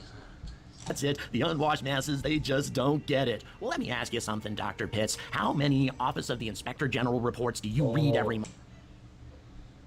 He's doing that thing again. He's always going to bring that up. Yeah, what do they know about rocket engineering? Nothing. I took German for 3 years in high school. My German videos were the best, okay? My brother can attest to this wherever he went. They were the best. The ones that were second best, those were made by the guy who was plotting to shoot up the school, so I'm pretty good. Month, because I'll tell you something, it makes for very good reading, and I advise that you go and consult that before you start making statements about the public not understanding SLS, and it's just out of ignorance that we're beginning to lose patience with this damn thing, because the Office of Inspector General, NASA themselves, are also losing patience with this. And the arrogance didn't stop there. Of course, Administrator Nelson also talked about what an incredibly complex machine this is, and also talked about how his particular shuttle flight was scrubbed 4 times, and this is something that we can expect. Well, that may be true, Administrator Nelson, but you also need to take into account that the particular flight you're referring to was scrubbed twice because of extreme weather conditions, and also the Space Shuttle Columbia at the time had gone through 18 months worth of extensive modifications that had yet to be fully tested. So scrubs were to be expected on that particular... You're just upgrading it. You don't... Yes, this guy doesn't know anything about space. Mission. And I would also remind you that the first launch of Columbia was scrubbed just a few minutes prior to liftoff because of a minor software issue. They patched it way back in 1981 on a system that was far more complicated than SLS. Debatable. And had the shuttle off. Why should Americans learn German? Just a question. High school requires you to learn a second language, depending on some standards. So it was either Spanish or German, and my ancestry is very, very German. So, ooh, what are we watching? We are watching Angry Astronaut scream and cry about SLS. Yeah. And again, the fun thing about learning German, it's way easier to learn than Spanish because German German and English have direct ancestry with Western Germanic languages. So if you look at Old English from 1100 AD, it looks like German. It's not German because German didn't look like that at the time, but they look a lot alike. So Off the ground 2 days later. And it also bears mention. But that's because that was a small software patch, not a hydrogen leak or a temperature sensor problem. Again, there was the STS-51D, I think it was, that had the abort to orbit where the temperature sensor shut down an engine in flight. So, Otago University recently. Oh, that's cool. Yeah. Well, yeah, because English was influenced heavily by French invasion. So. Mentioning that from the first design drawings in 1972 of the finished product of the space shuttle to the launch of Space Shuttle Columbia was 9 years. And it was supposed to fly in 1977, and it was delayed by 4 years. So again, launch vehicles are delayed, especially if they're big ones, so. Again, on something that was far more complicated and something that NASA had never even done before, as opposed to SLS. Well, SLS is also something NASA has never done before. They never built an inline launch vehicle like this before. It's new. It's a new launch vehicle, no matter what it looks like. It's That's taken 11 years, and 95% of this rocket is utilizing the same technology. No, it's not though. Actually, it's more like 5%. So. That was developed for Columbia. There are no excuses for Yes, there are. You don't understand this. And it's time for NASA to start acknowledging this, and their Office of Inspector General is already acknowledging this, and provide the United States with greater assurances that they're going to get these problems fixed and move forward, because with every day this launch is delayed, it costs more taxpayer money. It would cost taxpayer money if it launched or if it didn't. It's a public space program for a public space agency. And it puts the entire project at risk. And there's a human element to this as well. Jessica Watkins, who is the first black woman to ever serve on a long-duration space mission, who's currently on the ISS right now, yes. She is a prime candidate for being both the first woman and the first person of color to set foot on the moon. And the more time that goes by and the more money that gets spent on this project without tangible results means the greater the chance that Congress is finally going to pull the plug. They're not going to pull the plug, though. They've expressed interest in keeping this program. Again, yes, and shuttle was upgraded over the time. On ISRO, still has to be. I think on ISRO, I think there's the MOXIE experiment on Perseverance that they've actually made oxygen on Mars. So that's really interesting. So yeah, I'll be really interested to see how that works. I know Bob Zubrin was a big proponent of it. He was a bit generous with his assumptions, but I think moving forward we'll have to do ISRO no matter what, just because of how long space flight is. You'd have to make your own propellant to come back, because if it takes you 6 months to get to Mars and to do all the weight balances, it's just either we make magical fusion drives or we have to make our propellant on Mars. So SLS is a hate crime. Oh, yes, there we go. On it, and Jessica will never have a chance to set foot on the moon ever. That's mean, Angry. That's very mean. It's SpaceX's fault if HLS doesn't work, that she doesn't get to walk on the moon. And there's something else to consider as well. On dozens of occasions yesterday, NASA had to consider debris avoidance issues as well. There were a number of times that even if they wanted to, SLS could not have lifted off because all of the... Okay, but whose fault is that? The space junk that it potentially could have crashed into. Dozens of times that a launch simply couldn't happen. We're only talking about a couple of seconds for each particular time, but nevertheless, that also complicates any launch that's going to be taking place, and something that should be considered as we start deploying thousands and thousands of satellites in these vast constellations. But more importantly... Okay, but that's not SLS's fault that other people are launching megaconstellations. Because of issues like this, NASA cannot afford to have more problems that could have been avoided with simple common sense. Smash that like, hit that subscribe, please hit that notification bell button. What is this insane crap? No knowledge of rocket surgery. I have the impression, I guess many space cultists, enthusiasts, same feeling that space tech has kind of... Yeah, that's because there's a lot of people... Again, it's not really stagnated. It hasn't. We've been doing a lot of great stuff, right? There's a helicopter on Mars right now. What was I thinking of? There's a helicopter on Mars. We're planning to put a helicopter on Titan, right? We're gonna ram an asteroid this month in 23 days. We're gonna fucking ram an asteroid moon. That's gonna be amazing. We're planning missions to the outer solar system again. We've launched missions to asteroids and comets. We landed spacecraft on a comet. We got the Hayabusa mission sampled an asteroid. OSIRIS-REx is coming back this month, next year. It's an exciting time. There's a CubeSat that's going to orbit the moon in November. It's exciting. So it's... yeah. Okay, I found another YouTube channel by a guy.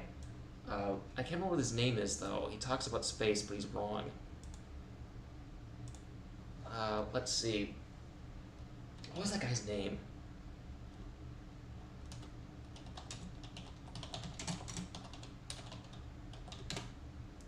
This guy? No. No, not Orion the Hunt. No, the capsule. No.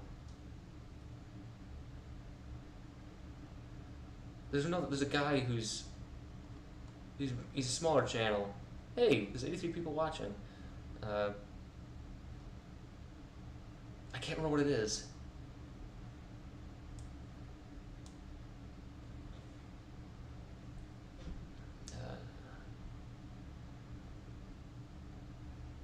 Capsule.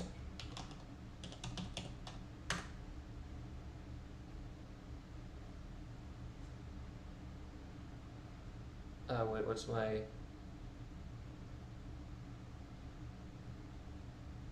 What did you put on spin launch? They're interesting, but they just built a space gun, but worse.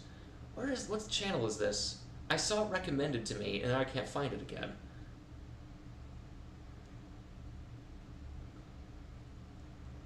Ah, jeez.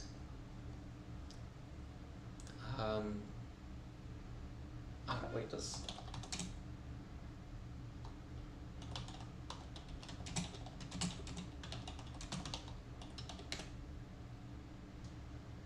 Not every day. There we go. This guy, Eager Network. Welcome to the Eager Network. Get off my lawn. There's this guy. Okay, so let's see. Okay, so we got this guy. We have a flex fuel NTR that runs off hydrogen for orbital insertion, TMI, ammonia for Mars capture, DI. Yeah, you could probably get. Yeah, I would use I think you just use ammonia for the whole thing.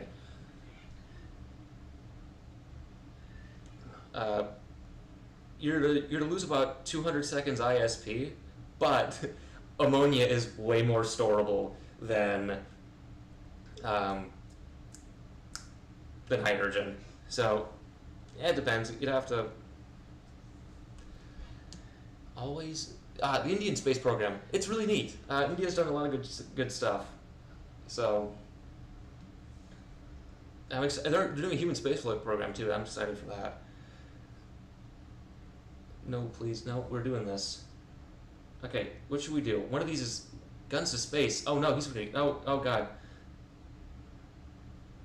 How small is this guy? I outrank him. We're gonna watch this one. Okay, so the problem with the whole Mars colonies and like mining this guy, that stuff never would materialize. Once we realized that Mars was a lot harder to get to land on, to stay alive on. Mining asteroids is not that cost effective, actually.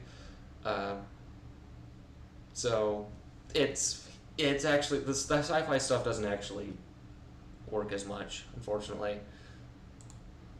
I want to watch this because it was recommended to me. So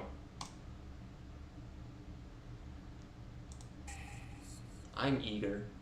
Teller's Tachyon Tablets is a proud sponsor of Eager Space. I don't care. Worn out after a long day of asteroid mining? Are these... Is this like Altoids? Frazzled by FTL fatigue? Step up today to Teller's Tachyon Tablets, the premium hyperspatial restorative.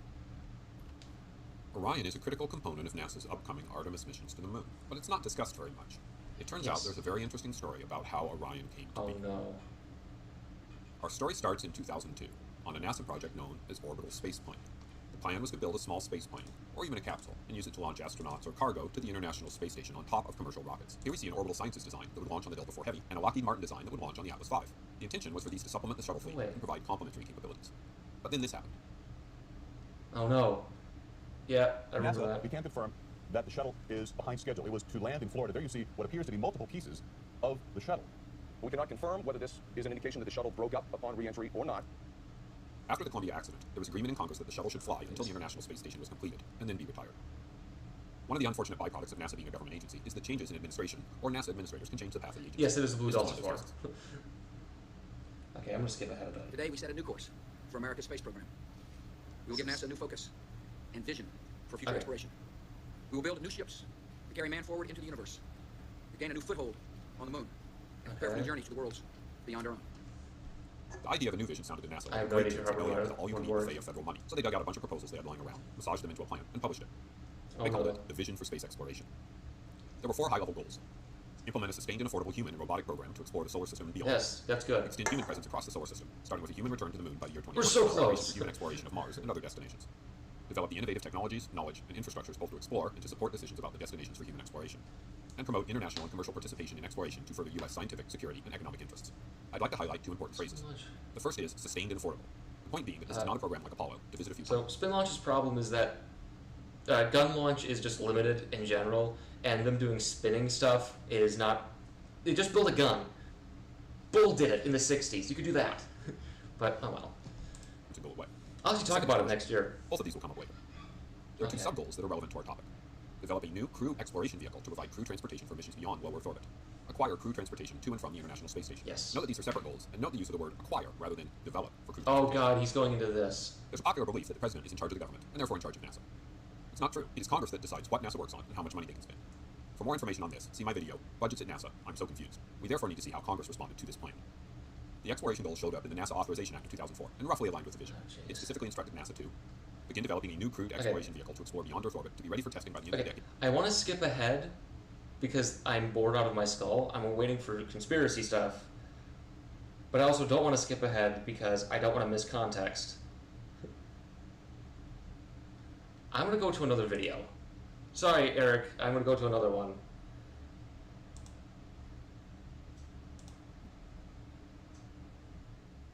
We'll do this. we'll do my thing. And I'll slow it down. 5. Closed captioning. This is just terrifying. I'm sorry.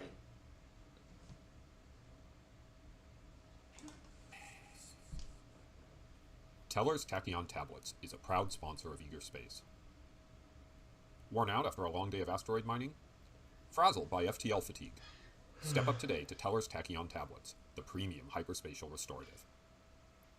As we move towards the first flights of SLS and Orion and Starship, I've been seeing articles talking about the space race between them. Uh-oh. Yes. This has me confused.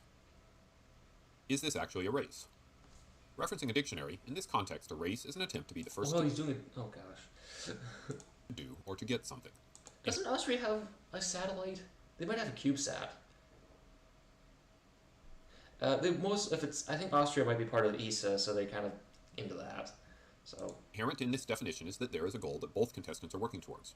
But that's simply not true. The goal of Artemis 1 is to launch Orion on a lunar test mission, and the goal of Starship is to test re-entry and launch some Starlink 2 satellites.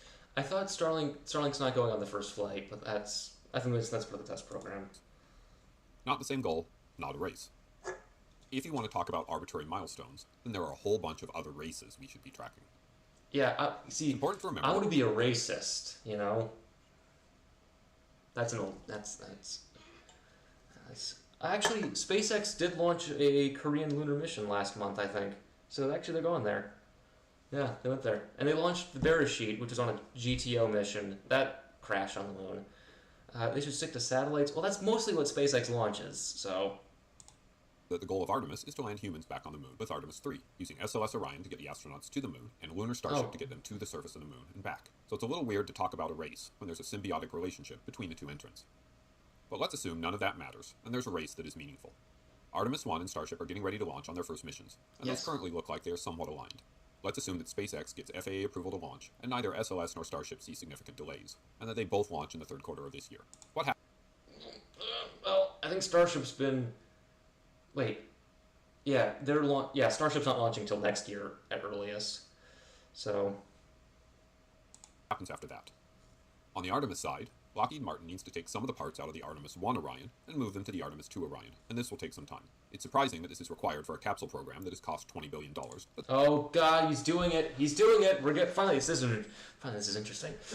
Again, well, it's because it's delicate equipment, buddy. Jeez. That's the plan. What that means is that Artemis 2 is currently scheduled for May of 2024, or about 21 months after the first flight. Yeah, well... On the Starship side, it's always useful to refer to the wonderful production diagram produced by Brendan Lewis. Ship 24... Those are really nice. That's neat. Huh. And Booster 7 are currently undergoing pre-flight testing, but you can see that there are follow-on versions working their way through the production line. Yeah. It won't be long until Ship 25 and Booster 8 are ready to fly. Wow. Musk has asserted that they will be producing a Starship stack every month. Yeah, but again, it depends on if they work or not. How many of these scrapped? They're gonna scrap a few, that'll blow up a few. Right, they've nuked Booster 7. Seems like they fixed it. So... Well, okay, so Artemis... So SLS is not Artemis. Artemis is the name of the program, right? Right, Saturn V is the name of the rocket. Apollo was the program, so... Discount that to every 3 months.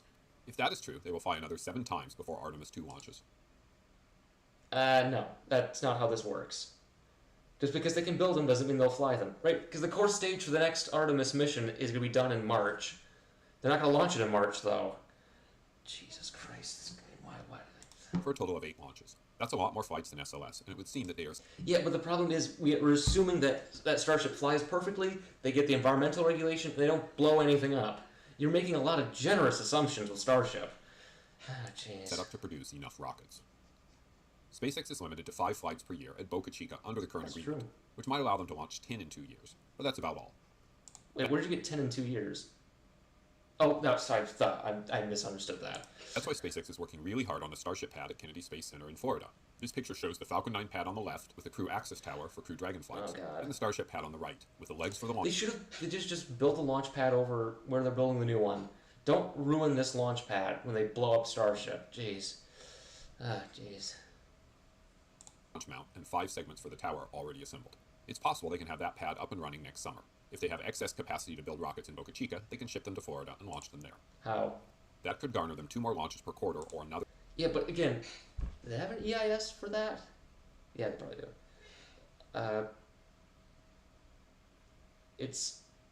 We're just in... 10 over the next 2 years, bringing the total to 18.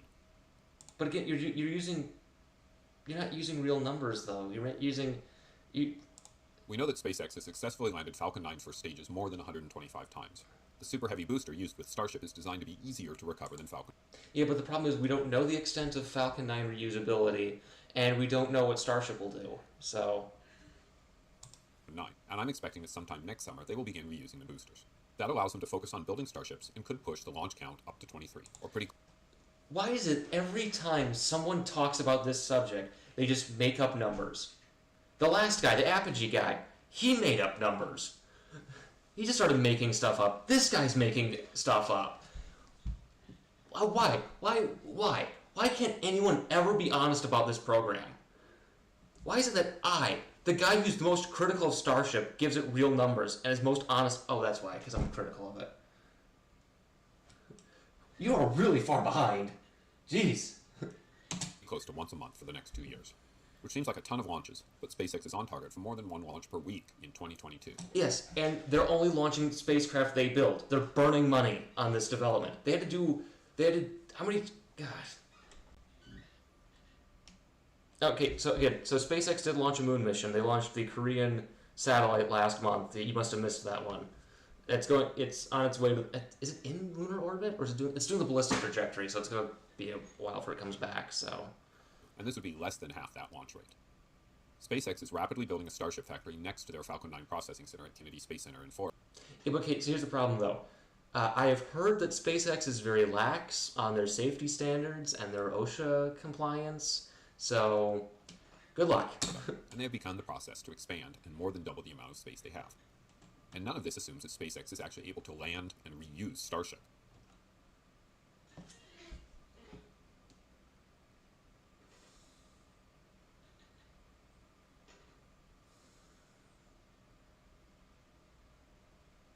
Okay.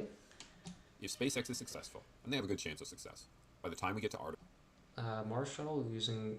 Oh, liquid carbon monoxide? That'd be interesting. I haven't done much research on it, so... You know. Oh, Starship... Well, the goal is to get Starship to launch 3 times a day. That's what Elon said. But again, Elon loves hype. So... SpaceX did launch the DART mission, which is going to hit an asteroid this month, so... You know, there's still some there. Could work as an SSTO useful play. Probably not as an SSTO from Earth, but from Mars, sure. Artemis 2, our discussions are going to be very different than they are right now. All those little boosters on the side of SpaceX vehicles can barely carry any load. What are you talking about? No, they can carry load. That's how rockets work. If you enjoyed this video, please write an essay on the mythology of Artemis. 2 pages, typed, double-spaced. No. What is this guy trying to... I don't know what this... I don't know. Okay. Hey, that's me!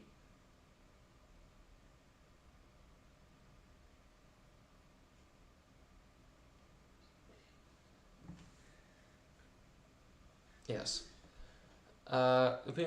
Spaceport Camden, they're really cool, but I don't think they'll ever succeed. I think the locals don't like it. So...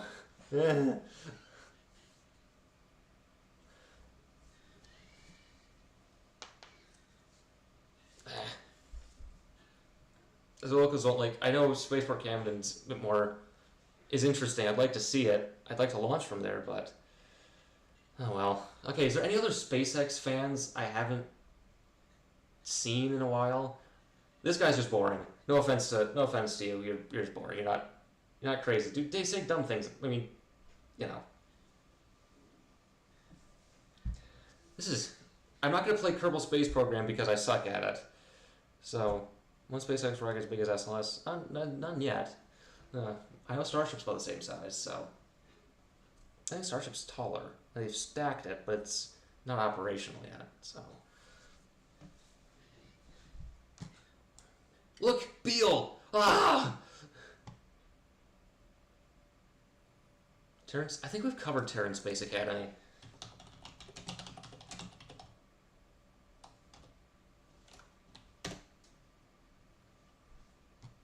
Yeah, I think I've watched him. Welcome to the Terran Space Academy. Yes, this is the guy with the really bad thumbnails. Yeah, I think we've covered him before. No, Falcon Heavy can make it to the moon. We can launch payloads to the moon. Falcon 9 can launch payloads to the moon. So, yeah, we've covered this guy before. Is it possible to stream space movies? No, that's a copyright strike. That's just waiting to happen. Marcus, I think Marcus Howe is actually kind of. I've heard he's pretty competent. I don't want to do No, not the guy with 4 subscribers. Did I spell his name wrong? I spelled his name wrong, didn't I?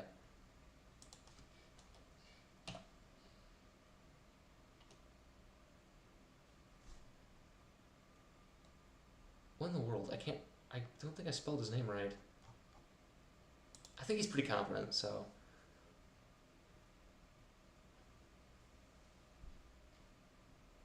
Let's see.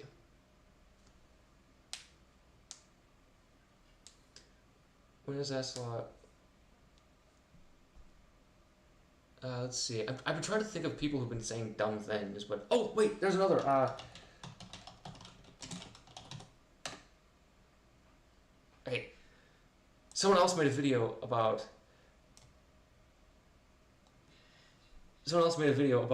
Adam something and his Mars video. I discovered this because I surpassed this guy's view count in 3 days. So this guy says that.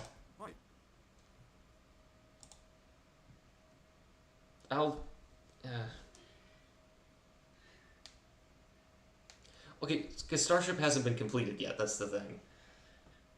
So.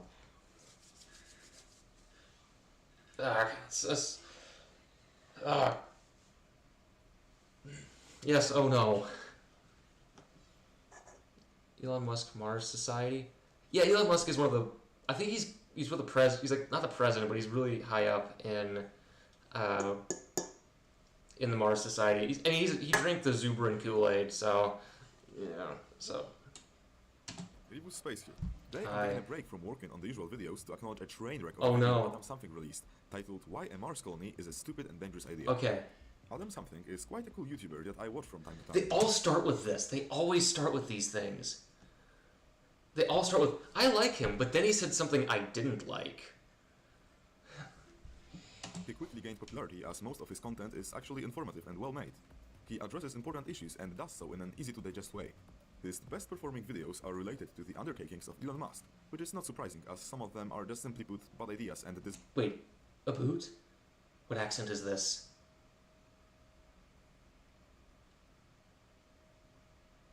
Their criticism. It is, however, hard not to notice that this creates a significant incentive for him to criticize all of Musk's projects and get a lot of views. Because we the can. latest video called "Why a Mars Colony is a Stupid and Dangerous Idea" is we had the greatest time. All of us had a religious experience, Randy. It was you'll never be able to experience the elation. I'm sorry, it's you'll never be able to, and now that you know all the great things that we experience, your life will never be the same. You'll feel just this constant depression. It's like the first circle of hell in the Divine Comedy. I'm sorry. So it's mostly we're finding boring space videos. That's what we've been doing. Exactly that. A mostly unscientific rant with the sole aim of saying, haha, another ridiculous idea from Elon Musk, and absolutely no intention of actually analyzing the topic. Knowing my fair share on the subject, thanks. Oh no. Oh no. Oh no. Okay, take a deep breath. Okay, so what is he gonna get mad at? What is he gonna get mad at? Ah, French Canadian possibly. Okay, so yeah, have some Funyuns.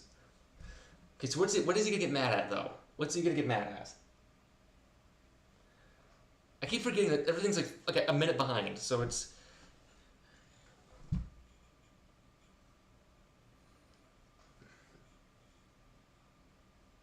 I think he's gonna get mad at the article, the Quartz article again. That's what Integrated Space Systems got mad at. So.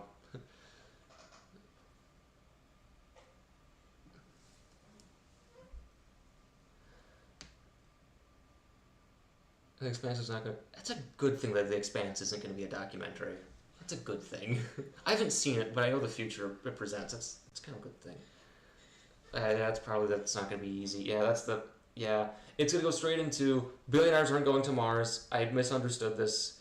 It's going to be, let's see, because I know like Integrated Space Systems just got really mad. It's like, oh, these are engineering problems. Yeah, but you're missing the point. You saw the video. I didn't even like that video I made. The only thing I found fun was editing. The little edit jokes I put in. I didn't really particularly like that one. So, well, I'm gonna start. We're all gonna get sad. I'm hungry for some reason. To the space industry being my main passion for years, I was so disgruntled by the inaccuracy of the information in Adam Something's video that I decided that I have to address it. So, welcome. What accent is this? What accent? Really cool for this, except the old president dying. I'm a writer. I blow your mind, and for this, okay. What do you? Oh, okay. What you? Why did you blow my mind? What's wrong? Now my mind hasn't been blown up. I mean, I got kind of high painting my walls last night, but that's it. You know. Starship will be functional and safe for manned missions to the moon around 2030 is my best guess. I don't know. It depends on how SpaceX intends to qualify their safety. So, going around the moon, the problem is we're stuck with this thing for HLS, you know. Well, okay. So astronauts on Mars, that's debatable. There's actually a paper I found a few years ago that talked about like which science communities favor boots on the ground. I think geologists really like the idea for obvious reasons because they're rock people. They love licking rocks, but for other types of missions, you don't need people, so. Come to this unusual video correcting the misinformation spread by Adam Something about Mars. Let's dive right in. Hi there, known genius Elon Musk here, full of good ideas that always work out. Tell me, wouldn't it be epic to live on a Mars colony? Life on the Red Frontier. What could be more le epic Reddit 420 Keanu Reeves than that? But just what is a Mars colony? Well, it's a colony on Mars. It's the reason why SpaceX exists in the first place. Is this my text? The establishment of the colony itself, together with a lunar base, is scheduled for 2022, as announced in 2017. Following 5 years of feverish work, the project is already in the CGI rendering stage. The colony will feature cool surface domes, a ton of solar panels, and a remote-controlled self-destruct mechanism in case colonists try to unionize. Join us on That's true, though. Suicide mission which doesn't have Why is any my pocket- justifications beyond the law or on Mars. We are starting off with an old clickbait article. The plan never was to have a colony by 2022, but to fly the first 2 cargo ships as reconnaissance. This is, however, the notorious Elon time, so everyone that follows space knows that the dates on such projects are never the real ones. Okay. If you're excited about the Mars colony, chances are it's because of Elon. Okay, what kind of correction is this? Jeez. People like Elon Musk, who pay millions of dollars to market themselves as real-life Tony Starks, have managed to convince a lot of people that our level of technology is far more advanced than it actually is. I call this the Marvel effect, since their movies do the exact same thing. It is quite funny that Adam Something claims that SpaceX is trying to convince people that they have technology that they don't have. Okay, so here's the thing. Here's the most important thing to learn about SpaceX. They're the most secretive company in the space industry. It is the most secretive. They don't tell you anything. But they do live streams, and Elon's big on Twitter, right? They've convinced so many people that they're actually open when they're completely not. I've heard they have some of the strictest NDAs in the industry. So, it's,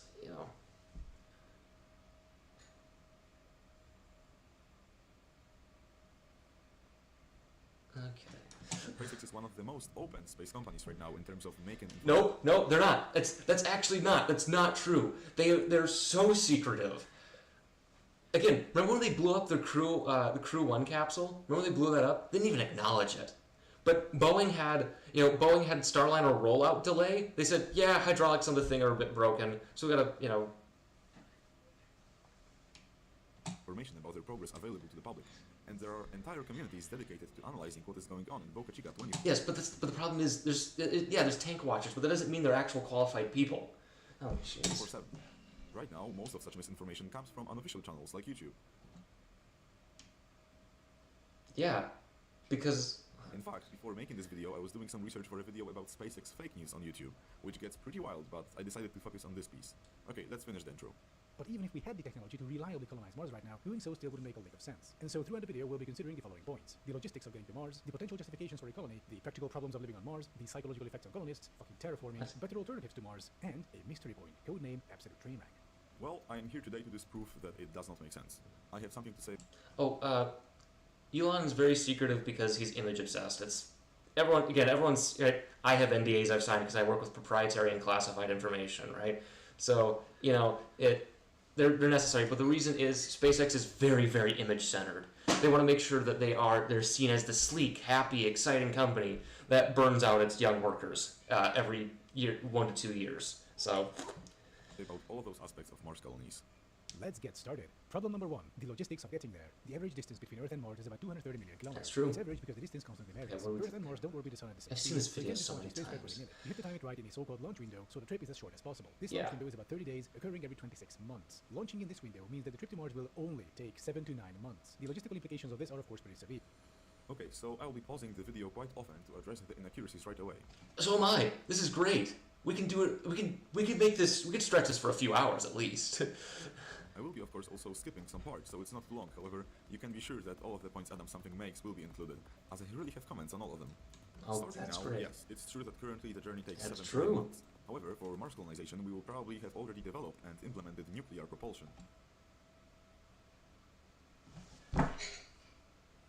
I didn't expect that. Who predicted this guy would say, "Oh, we'll have nuclear propulsion by then"? I mean, duh, it's gonna be easy. This is so stupid. This is just. You went straight to bullshit. This is the fastest I've ever seen someone go to bullshit. Yeah, my internet's like $45 a month, and it's only failed twice because they're putting in a house on the other side of the road, and they've been cut. They had to move stuff around. I hope it was that. Cutting the travel time to only 3 months.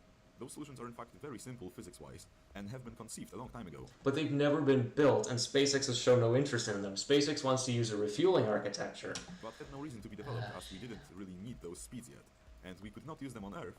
I actually do think the workers cheer, because it's like, finally, it works, he's not going to beat us. We're not going to get whipped. This is great. As they create radiation as a side effect. Right now, both companies, like Rolls-Royce and governmental agencies such as NASA, started developing and working on providing those technologies, and we can expect them to be ready in a reasonable time frame. If a resupply mission fails for whatever reason, you're potentially looking at a more than 2-year delay of supplies. Well, yes, there could be a pause in supplies, but this is not a hard problem to solve by any means. First of all, the idea is to send many ships, so a single failure does not... Wait, isn't this what Adam's solution was? He missed the point. The colonists. Second of all, stockpiling food for even 2 years is not that hard, and will most likely be in place. Lastly, the idea is to have the colony self-sustaining as fast as possible, so they need either a limited amount of things from Earth, like some vitamins that can be stored in massive supply with low cost, or they just don't need any supplies at all to survive, using technologies such as aquaponics and similar. But the problem is you have mass loops, you're going to lose stuff no matter what, and it depends on what you lose in the low gravity. We don't know what that does. Oh, Jesus. Not to mention the risk of something going wrong during landing. Now, recently, the rate of failure for Mars missions seems to be lower, but compared to a Mars colony, those are very simple missions where you aren't trying to land years' worth of supplies or actual colonists. For me, this would mean sending twice or even 3 times the amount of needed supplies at the same time for a Mars colony with separate transportation, just in case 1 or even 2 of them crash land or something. Of course, cargo can stay in space for longer, so I can imagine you could also pre-launch a whole lot of cargo ships even outside of the launch window, in a way that they would reach Mars at predetermined times. But this is still suboptimal. Unmanned missions can afford the risk of failure, manned missions cannot. Nothing can go wrong, which means lots of fail-safes, lots of backups. Also, it's crewed missions, Adam. That's the NASA nomenclature. Consequently, this is one of the reasons why live streaming is kind of hard. This is why I'm gonna not do one at the end of the month just because costs will be horrendous. The first take mentioned here is... Oh, and the code, also, the landing code for Falcon 9 is probably covered under ITAR. So, yeah. Actually, I think I've said this so many times. I think XE Prime is, like, half a mile away from my office. Well, Cube, when I ever get back to the Arsenal. So, yeah. That compared to setting up a Mars colony, those are very simple missions, which is outright false. The tech compared here comes from different countries, and many first or second tries end up as a disaster. Also, landing something like a Perseverance rover is much harder than landing a bunch of supplies. No, it's not. Okay, but again, you don't understand, though. This thing's, you're talking about landing Starship, which is big. Okay, this guy doesn't understand that. Percy used the sky crane design. Hey, the Rocket Company. I got that one. I like that book. They literally had a flying crane to gently lower the rover to the I disagree with the conclusions, but... remain in perfect condition. Landing supplies requires far less precision. It is also the case that processes such as landing get safer and safer with trial and error. A great example could be Falcon 9 landings. Oh god, he's doing the thing. He's doing the thing. First, a few boosters had to crash, but right now the landings have become so routine that people are not even getting excited over them anymore. The same thing holds for landing on Mars, with the same resupply vehicle. At first, there might be some failures, but before we land humans, we want the landing to become so safe that they are just a routine. That way, you don't need to send as many ships, assuming... Okay, sure. You would want to anyway, and you can save money. If we assume the Starship to be the go-to-Mars resupply vehicle... Why am I doing this to myself? I don't know. I'm doing this because I'm not going to do a live stream at the end of the month. And the next live stream will be me attempting to stream Soma for Halloween on October 29th. I figured I wanted to cover some of this stuff just to kind of get it all done and then get back to the Mega Rocket, Heat DIY Mercury Atlas, and then designing a better Otrag. Yeah, you did. I know you mentioned that in the comments to the last video I made. Cool. A thing that can be criticized is the so-called suicide burn, so it's risky landing procedure. But if we don't want to involve human lives in it, we can always use more traditional procedures for landing, which are very safe, like normal capsules and landers that can be hauled to Mars. But who's going to build those? Using a Starship. Also, having a prepared landing infrastructure on the Red Planet further reduces risk as much as it is connected to the rough landing surface, which can be replaced with a neat landing pad. Which, how are you going to... So you have to land the equipment. That's going to cost a lot of money. Oh, jeez. And for what? Let's take a look at the potential justifications for a Mars colony. And the problem is, there are none. Discounting vagaries like it's for science, for the ATIQ lower on Mars, currently we have absolutely... Oh no, Jeff Bezos is here! There are no valuables to extract in large quantities, but even if there were, shipping them back to Earth would make it the most unprofitable venture in human history. In terms of science, there's not much humans could do that rovers can't. Mars is a rock desert, there's not much opportunity to be productive. And here is the point in the video that started my extreme frustration. It is very simple to find the reasons wherever you look, which is why I'm surprised Adam Something did not at least acknowledge the most significant of them. There is a huge number of civilizations... Oh, he did it! He's going straight to... You don't never go to civilization ending things. One, if civilization ends, humans will still survive. And, also, most importantly, what's gonna do this? What makes Mars more habitable? Why? Why do I have to do this every time? Why do they always do this? Events, which we have observed that could strike Earth at any given time and swiftly murder all of its inhabitants. Asteroid impacts. Okay, asteroid impact. Let's see. No. Supervolcanoes. No. Coronal mass ejections. Annoying. Nuclear war. Debatable. Pandemics. Well, America. Supervolcanoes, coronal mass ejections, nuclear wars, even pandemics. Regarding the asteroids, we seem to... Hey, Ryugu! As we have theoretically mapped all of them in our vicinity and none of them are heading towards Earth in any predictable time frame. But this false reassurance could not be further from... Oh god, fear-mongering. Countless objects which we cannot track, like comets with huge orbits or even ones coming from interstellar space. Moreover, we have a tendency to detect them very late when they are very close to Earth or when they have already... We have 18 days until it hits Earth. We'll just watch Armageddon. Past Earth. So the scenario of waking up to the news that a collision will occur in a week is not unlikely. A well-known example could be our interstellar guest, Oumuamua, which... So we should fund more watching programs. B612 Foundation. Smart traveling devices for landing systems that can't be used in the atmosphere. Yeah, that's true. We have detected only when it was on its way out of the solar system, way past its closest approach. Within seconds, Earth could turn into a blazing inferno, killing nearly all life. What was it? Wait, what did you say? What was it? Nearly all life? Not all life? Weird. Jesus. creating a self-sustaining colony on Mars is a way of ensuring that no matter what happens to Earth, and Well, if Mars's axis is gonna keep flipping around like that, it's doomed. past, humanity prevails, and No, Bezos did not reach orbit. They have not gone to orbit at all. SpaceX went to orbit in, 2008? Blue Origin has not gone to orbit yet. as we know, it continues to exist. A sort of plan B, you could say. As with No. all space activities, it will also require developing cutting-edge technologies. Which Oh god, will it find bounces ways too. to stay That's on Earth. killing a lot of people. But something here also claims that Mars is a rock desert and there is no scientific benefit of landing humans instead of rovers. This is quite a simplification of an entire planet, which has many different interesting places. Using robots also comes with many issues like the limited equipment and huge latency, which yes can be overcome, but having humans on site.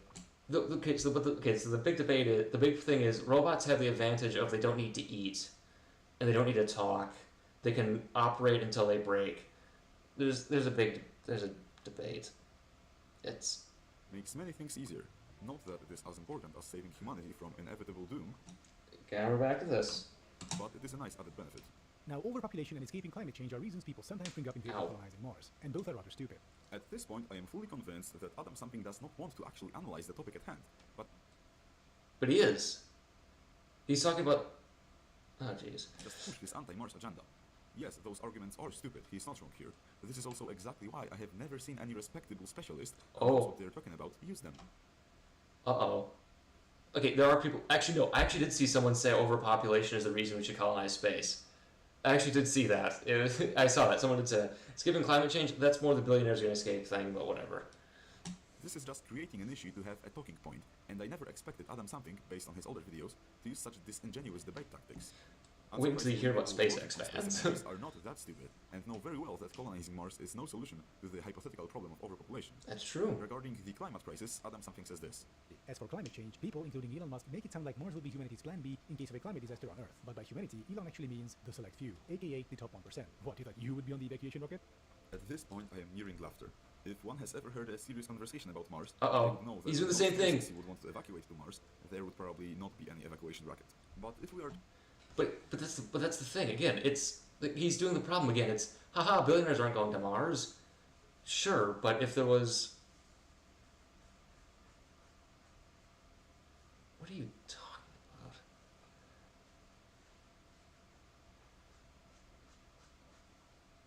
I don't know what you people are talking about now. How about Enron like scenario for SpaceX? Nah, Enron. But the thing is, Enron was using like faulty accounting to hide stuff. They made their accounting forms so illegible that no one could actually understand them except the guys who made them, which is why they also took Arthur Anderson with them when they failed. So, we're in a demographic... no, we're not. We're not a demographic collapse. No, we're not. That's some good old neo-Nazi shit going on talking there. minor catastrophes, ones that you could evacuate from, mostly resulting from climate change, one has to remember one thing, one which Adam Something also acknowledges, which is hilarious. Mars is a dangerous place, where you won't have beach resorts, yachts, nature, and many of the amenities rich people are used to. Yeah, where are the peasants I can hunt? Where are the peasants? That's what I do. No matter how serious climate change gets, even if half of the world gets flooded or has to endure a nuclear winter, Earth is Yes. still... Again, but let's say one of those big end of the world asteroids is coming to kill us all, like you just said was going to happen. Then they'll go to Mars. Why are you not arguing with this? Oh, jeez. A better place to stay if you have the monetary means.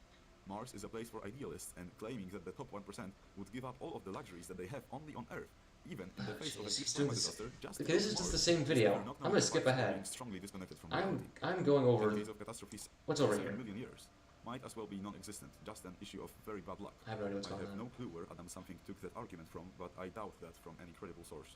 What? Moving on to the last two arguments presented, the low I don't temperatures care. have not. There is no solar flare. This only proves that he took no time to research the topic and just goes off based on Oh, mental health. The wide variety of lethal dangers, plus being cramped together in a small underground bunker with dozens of others... No, what are you talking about demographic? Because the problem is I hear demographic collapse. Because the only people say, demographics, it's not white people. That's all I hear, so... Move this down. Knife will surely do wonders for your mental health, by the way. And let's talk about that, the psychological effects on colonists. Among the arguments mentioned, this is in fact the first one which is actually important, and probably most significant. The mental health of the colonists or astronauts is vital for their safety. That is why only the fittest people could at first even attempt to undertake such a task. One of the most important things to keep the morale high is keeping the astronauts with tons of exciting things to do. And for this, the location choice for their base on Mars is very important. There are more and less interesting places, and one which is truly otherworldly would be needed. There are significant hurdles to overcome in regards to mental health, but it is important to consider what is better, learning and developing ways to keep the astronauts mentally healthy, or allowing the whole of humanity to inevitably sooner or later perish. Wait, stop putting the end of the world shit in this, my god. Personally, rather work on solving problems than just give up. When was Elon ever racist? Well, Tesla has racism lawsuits on a 6-month basis now. They're in the middle of it sounds like they're building a class action one in California. Elon frequently talks about population collapse and how people aren't having enough babies. And pretty much the only people who talk about that are racists. So...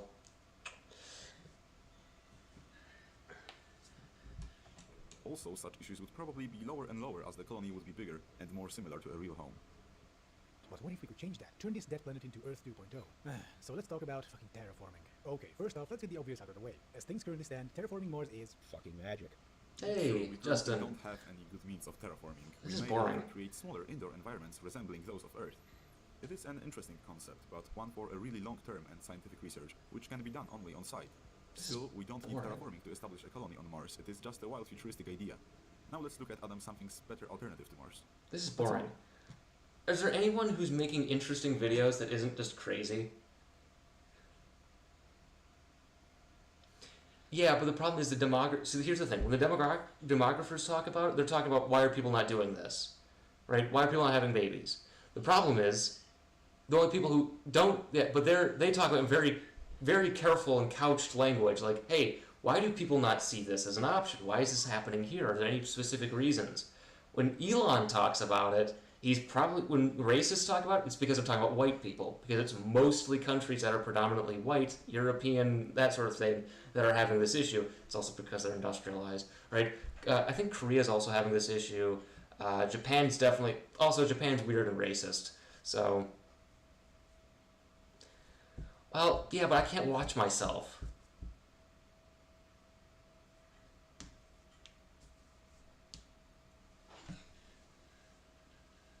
This is... Why... Oh, gosh. Oh, jeez.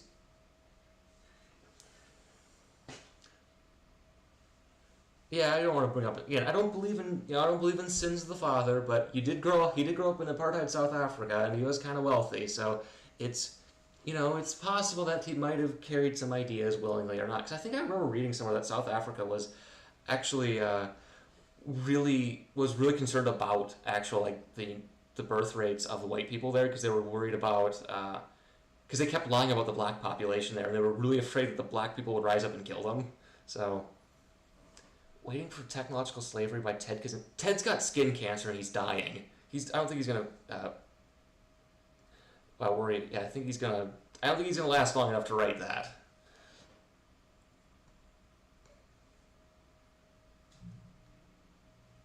What part's eugenics? There's some. I do think that Musk is possibly slightly like a eugenicist.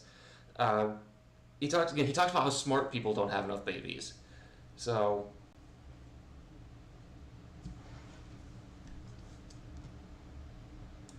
Yeah, I don't think there's anything.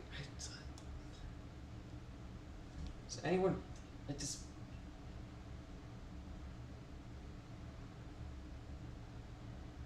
I don't know. There's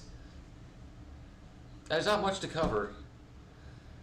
I do have to buy curtains today and another paint roller because I'm painting my bedroom, which is what this is, and there's windows. You can't see them because it's bright. All right. Those two windows, I'm getting rid of the stupid shades. We're gonna put in actual curtains for them. So I'm gonna go do that today.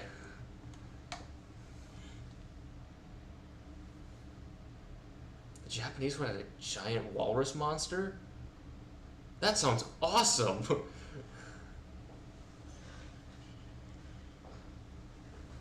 least I can pull up an animation or something. I don't know.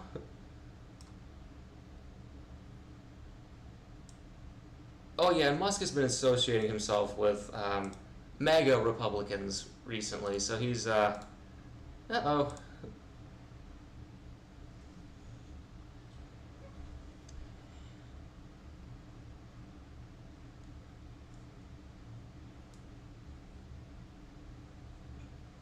Oh, I'll put on, what should I put on?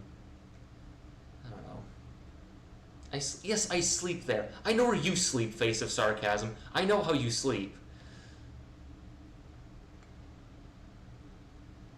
Just press. Oh, that should be happening. Yeah, let's go look for that.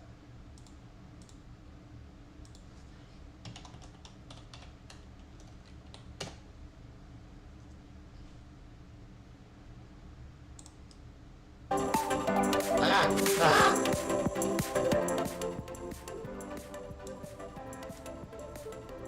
Well, here it is. So it's in 20 minutes. Where'd the mute it. Where did the people go? Where'd you people go? Oh no, did I move this all over? Uh-oh. Yeah, I did. Oops.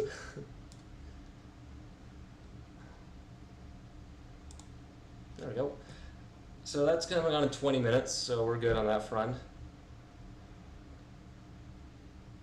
Yeah, that's... Can't get it. Well.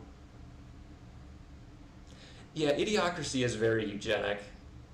I think he has... Did I put... What I hit? Oh, I hit the wrong... Oh my god, I'm dumb. No, go... Ah! Oh god, I can't use any of this. I am going to choose some nice curtains. I looked at them yesterday when I got paint. Yeah, so the color I used is Secret Moss. It's this one. That's the color I painted. Secret Moss. That's what I did yesterday. You know what's funny? This is the 4th room I've painted, and I finally... Oh, crap. This is the 4th room I've painted in this house. I started October of last year. Every time I've had to use 2 coats. This time, I bought 2 gallons. I was like, ah, yes. I need to do 2 coats. This one actually went on pretty nicely. I lost my headphone again. Why do I keep doing this? Oh gosh. Little thing popped out. Do you think SLS goes back? Yeah, I think they're gonna roll it back to fix the oh. See, I don't have cats yet, so I'm not going to do that. Let's post a link to Robert Sapolsky's lectures about the biology of human behavior. Uh-oh. I don't know. I'm afraid of that. Oh, I've been playing around with NASA's trajectory browser, which is fun. That's what I've been doing. So this is a mission to Mercury. You can see the big plane change they need to do. So that's I found an engine out paper. That's all I've been doing. Instead of making my next Know Your Rocket, because I'm lazy.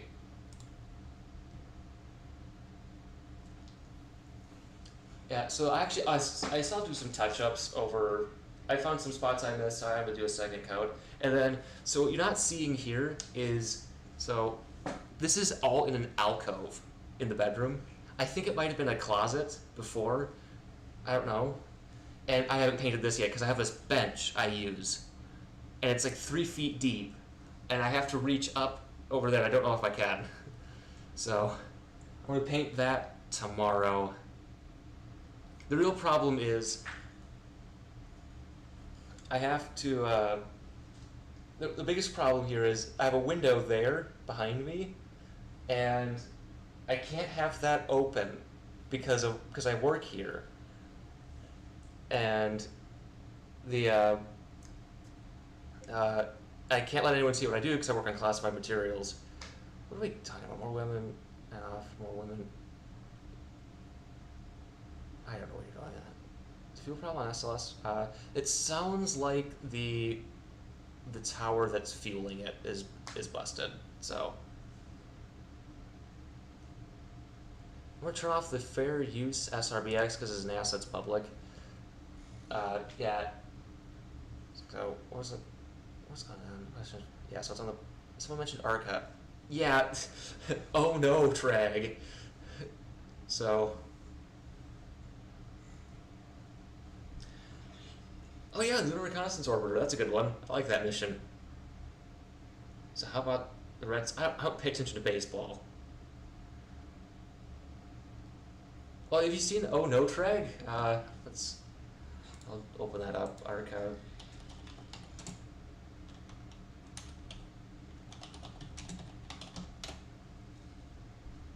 Arcaspace. Where is this? They want to do asteroid mining. I don't know why. Where is the paper?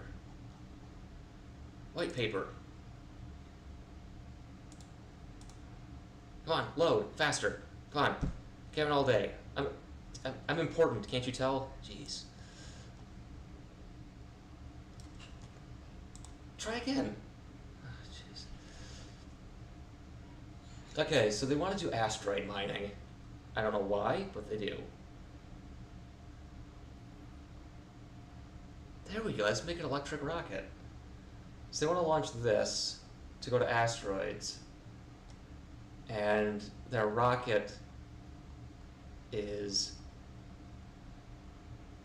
It's Otrag, but worse. That's why I call it Oh No Trag. It's this.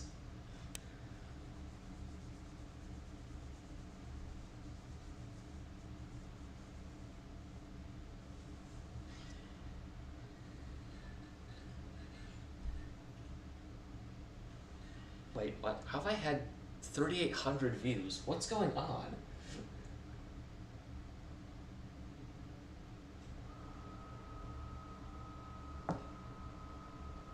What is going on here?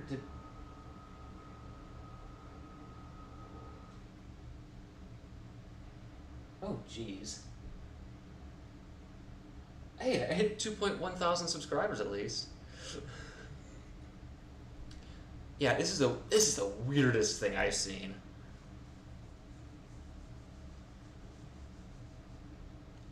Every rocket, okay. We will see how good Otrag is in December. I'll tell you that right now. We'll see. We'll go back to this.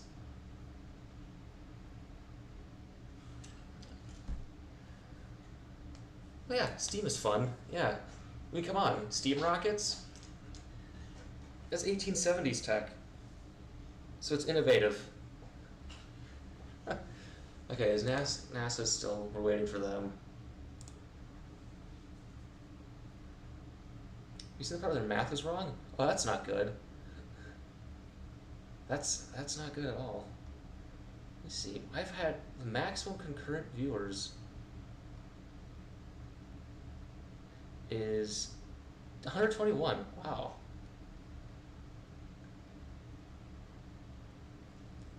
Yeah, their plan is to use a steam rocket. It's weird. And then yeah, their efficiency is terrible. So most rockets are about 1 to 2% payload at liftoff.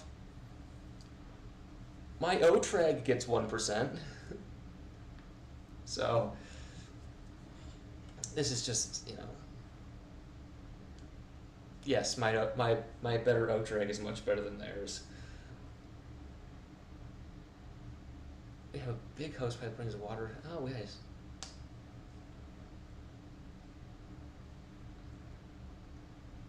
On NASA's beach stage, we're simply rounding the wet mess down. Uh-oh. Okay, I gotta find this. Budget, I don't care about budget. I don't care about crypto. No. Rocket.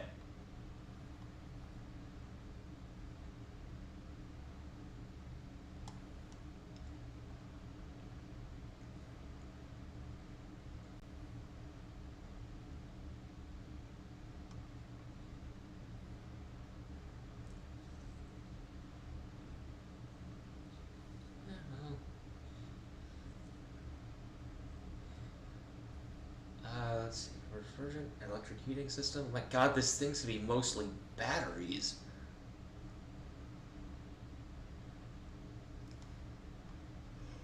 Oh, jeez. Where is the... Displays an ecology? Yeah, but steam is damaging to the environment too. Wait, are they citing... They're citing a YouTube video.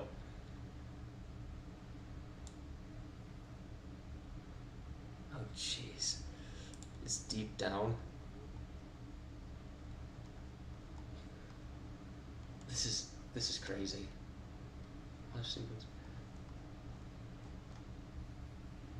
Okay. Again, it's...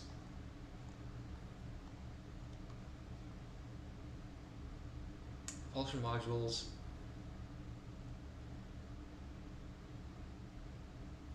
Wait, where's my calculator? There it is. So if it's... that's not realistic at all. So 340 divided by 10,000. Yeah, that's a balloon.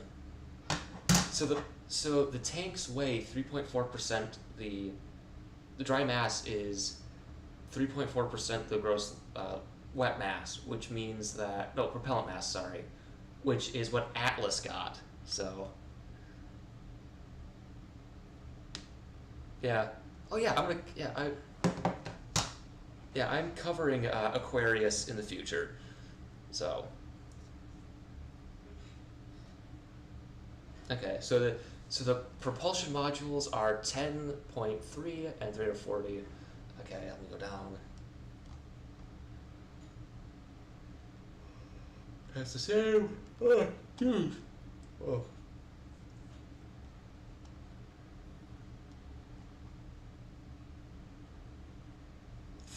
Blaze it. Where can I find this? Go to just go to Arca. Go to Arca's website. Wait.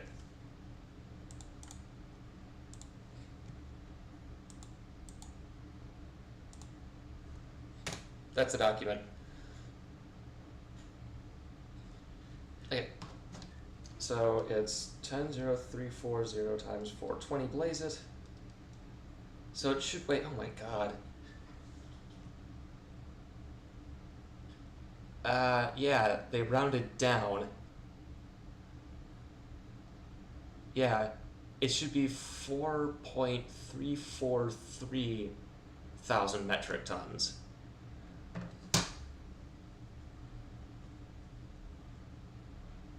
Oh yeah, Jack Parsons was weird. He was buddies with L. Ron Hubbard.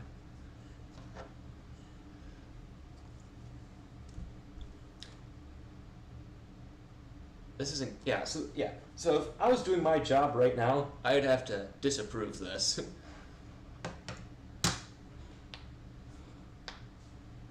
Yeah, asteroid mining's a bit limited. Are we still waiting? Yes. Ah, jeez.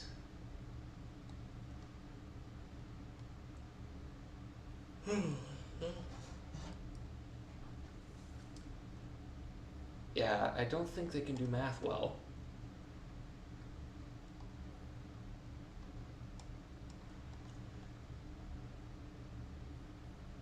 Oh, it's a lot of things. What are you talking about? This will work perfectly. Look, this is perfection right here.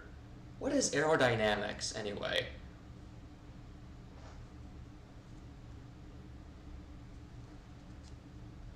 I think Hubbard also stole his wife or girlfriend or something like that too. So, you know. Oh, this is just. What is aerodynamics? What are aerodynamic forces?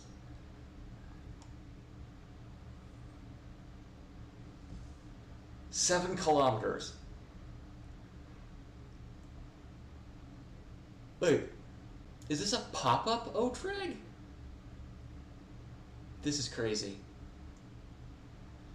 Oh, jeez. Oh.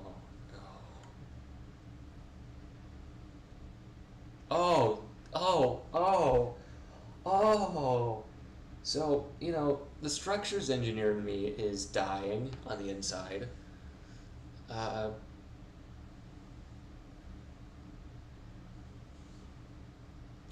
You know, why is this so close? It hit them. Oh, don't land so close. Why is the second stage coming? Oh my god, this is...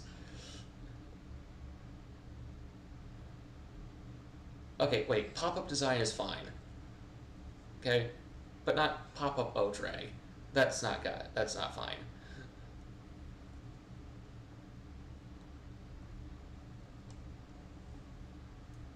I know that asteroid. Oh, jeez. Oh, oof, no. Okay. Again, none of this technology's ever been built, so, you know.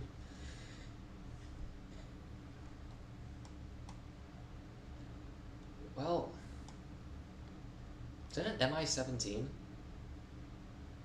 That is. Yeah, it's just weird. Okay, okay. This is actually something they've thought about. This is the only real thing that, yeah, you need a deep space communication network. Oh no. This is way more exciting.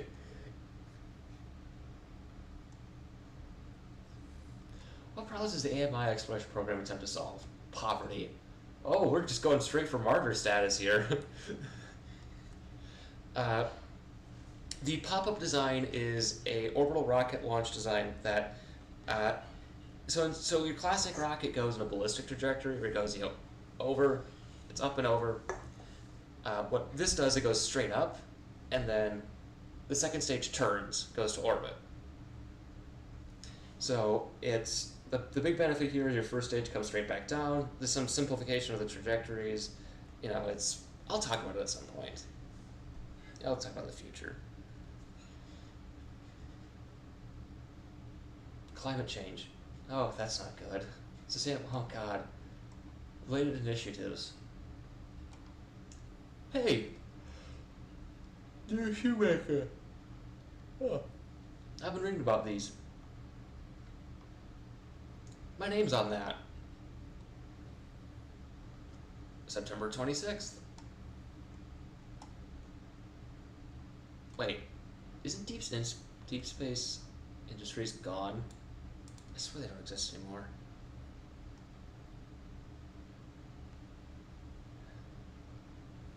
Yeah, there's that. Okay, that's nice. Where's the more funny stuff? This is just... okay. Schedule. Okay, when are they gonna go to orbit? Okay, so they got a few more months to get to orbit.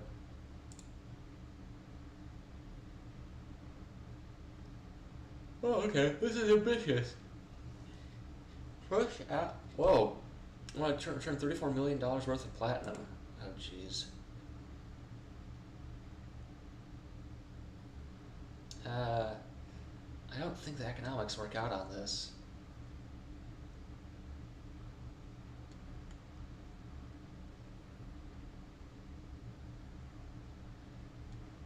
Okay, $40,000. That actually makes sense. Control F the gift. The gift. Not the girth, the gift. Oh no.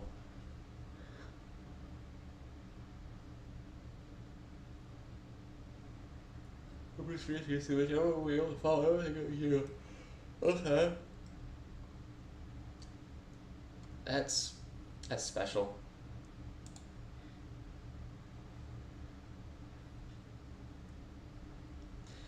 I thought, yes, Arca did have that, but they didn't ever expand on it, doesn't seem like.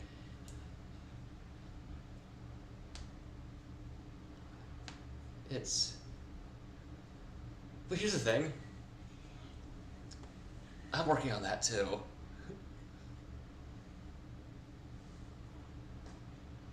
What are you talking about? If I bring back 3,000 years worth of cobalt, I'll get 3,000 years worth of cobalt mining. What are you talking about, Randy? It'll work. I promise.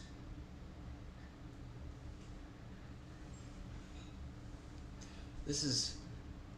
But I'm working on trying to make space access available to everybody too. I mean, everyone... I mean it too, so... Yeah. Where's this platinum? I think he's... Okay, well, we're mounting an expedition. Gotta monetize the channel. With the $20 I get for monetizing the channel, we'll do this.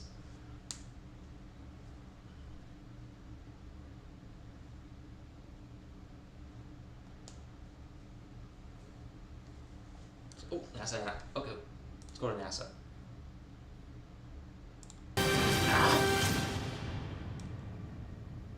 Good afternoon and welcome to NASA's Kennedy Space Center. I'm NASA Press Secretary Jackie McGinnis, and this morning NASA waved off the Artemis 1 launch attempt after teams encountered a liquid hydrogen leak while filling propellant into the core stage of the SLS rocket. Unfortunately, the team wasn't able to troubleshoot the issue today, but to tell us more about the next steps NASA will take following the mission management team meeting this afternoon, we have with us NASA Administrator Bill Nelson. Hi, Bill. Associate Administrator of the Exploration Systems Development Mission Directorate, Jim Free. Hi, Jim. And Artemis Mission Manager, Mike Serafin. Hi, Mike. First, I'll hand it over to Senator Nelson for opening remarks. Well, while we I've never don't heard him have speak. the launch that we wanted today, I can tell you that these teams know exactly what they're doing, and I'm very proud of them. That's nice. You think back to previous Hey, nope. None of that on this channel here. flights. No simping. The shuttle was sent back to the vehicle assembly building 20 times. I already shared with you my personal experience back in the early part of the Space Shuttle program of Hoot Gibson's crew having Well, he been isn't Grandpa. strapped in, ready to go, and scrubbed 4 times with a delay of over the better part of the month. We do not launch until we think it's right. And these teams have Someone's got caps locked. labored over that, and that is the conclusion that they came to. So I look at this So- as a part of our space program, of which safety is the top of the list. Japanese press conference. They will tell you, starting with Jim, I they'll can't. tell you the specific reasons why they decided to stand I'll mail him down some cocaine next and time. what they think that the future holds. Just remember, we're not going to launch until it's right. And that is standard operating procedure, and will continue to be. Okay, thanks. Sir. Good afternoon. So Good afternoon. absolutely, I hope you know we're not where we want to be except with the vehicle safe. So we wanted it safe in orbit. It's not there, it's safe on the ground. I'm going to kind of give you the big picture of where Okay. we're headed with the launch periods. And then I'll let Mike fill you in on some of the things that happened today. Charlie Blackwell Thompson is back in the Launch Control Center with her team. Shouting at them. Working through some of the next steps that the mission management team asked her to do today. So launch period 25 is definitely off the table. We won't be launching, this period ends on Tuesday. We will not be launching in this launch period. Okay, so roll back. Launch period 26 and 27 will really depend on the options that the team comes back with, likely on Monday or early Tuesday morning, and Mike will talk through those options with you. One thing I'll point out is we will deconflict with Crew 5, so there is an overlap with our next launch period and the time frame when Crew 5 wants to go. We need to make sure we deconflict with them. So Yeah. that will weigh into what we do. Closed And then captioning as is we really get slow, by into the way. launch period 27, in the latter part of October, we will be looking at a lot of things, our limited life items, our stay on the pad durations that we have, and of course we're always looking at weather as a general course of action for some of the storm activity that can be out there. I'm sure there's going to be a question of, are we confident? Right, I actually love that question because it's like, are you confident you were going to get out of bed this morning? we don't go into these I tests got out of bed lightly, this morning and right? smacked We myself in don't the just face. say, hey, we hope this is going to work. The confidence to do another launch attempt today was born out of the fact that we understood the hydrogen leaks that we had on Monday. Those are different than the leak that we had today. In terms of scale, one was in the same place, but today was a different signature. And we understood the engine issue. So we were confident coming into today. But as the administrator said, we're not going to launch till we're ready, which means we're going to step through these things. There's a lot of conjecture already. I can assure you, I don't know how many people are in that MMT room today, Mike, but I don't know, 100 plus folks, most of them engineers, everybody already thinking about what is the problem. And frankly, that's what happens on the loops when we're talking about these things. Folks are giving options. The anomaly loops are really active, especially on this one today, from the time we first saw the signature all the way until Charlie made the right decision, which was to scrub. So our confidence comes through what we're going to learn in this. When we're ready to go back out there, we'll go back out there and try for another launch. Mike will lay out for you what we have in between. I'll say this, obviously we've talked about this mission being risky, but we're going to take the risks that make sense. The risk that we know that have already pushed the vehicle and the system as far as it will when we launch, and be ready to go at that time. So with that, let me turn it over to Mike for some more specifics. Hi, Mike. Okay, and good afternoon again. Thank you for continuing to follow the Artemis 1 mission in our program. I'll just briefly recap where we left off the last time we were here, which was after the Launch -2 mission management team meeting on the 1st to review our readiness to head into this launch attempt. If you recall, the launch operations team out of the Launch Control Center stayed in the launch countdown following the attempt on Monday, and that gave us a head start headed into today's attempt. The team, when we came in for the tanking meeting, which was to decide whether or not to load the vehicle with the cryogenic fuel and oxidizer today, was on the timeline or slightly ahead, and it was a clean meeting. We met at 04:45 this morning, and we talked about our setup for the day, and there were a few items that we talked about, but most of those were of no particular constraint relative to setting up for our launch attempt. The team identified that they had 46 collision avoidance cutouts in the launch window. Most were a minute, most were just a few seconds. The longest ones were about a minute. We do have, at this particular time of year, a high propellant bulk temperature, which gives us more performance out of the rocket. Yeah. So essentially, we have a hot rocket in terms of the performance to launch, and that actually, as we fly up through the Earth's atmosphere, pushes the higher end of the maximum dynamic pressure, or Q bar. And we saw that we had positive margins, but lower margins on one specific area on the Orion spacecraft, and we were watching that. The vehicle was expected to get to about 700 pounds per square foot of pressure as it headed up through the period of maximum dynamic pressure. Just prior to the cryogenic loading operation, the team was working through a chill down, and there was an inadvertent pressurization of the hydrogen transfer line, that the pressure exceeded what we had planned, which was about 20 pounds per square inch. It got up to about 60 pounds per square inch. That's not good. And the flight hardware itself, we know, is fine. We did not exceed the maximum design pressure, but there's a chance that the soft goods, or the seal in the quick disconnect at the 8-inch quick disconnect, saw some effects from that. But it's too early to tell exactly whether that was the cause of the hydrogen leak that we had today.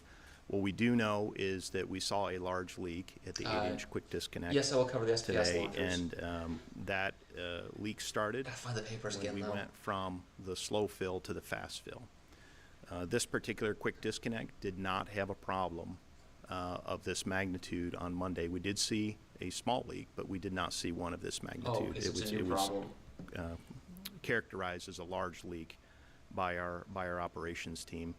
The team tried 3 times to resolve the leak, and all 3 times we saw a large leak. That's not good. And as was discussed previously, if you can thermally stabilize both sides of that quick disconnect, we have a ground side and a flight side, and that is where the fluid flow occurs through. If you can chill that down and ensure that there's no differential temperature across that interface, sometimes the leaks can seal themselves or heal themselves. So the team attempted that. They attempted to essentially reseat the leak by increasing the pressure in there, and that was not successful. So initially the team declared the scrub at 11:17 Eastern time, and then went into vehicle safing and drained the cryo. The liquid oxygen is currently off the vehicle, and the liquid hydrogen, at least when we were in the mission management team meeting, was still on board the vehicle, and they were in the process of draining it. It should be off by now or very close to it.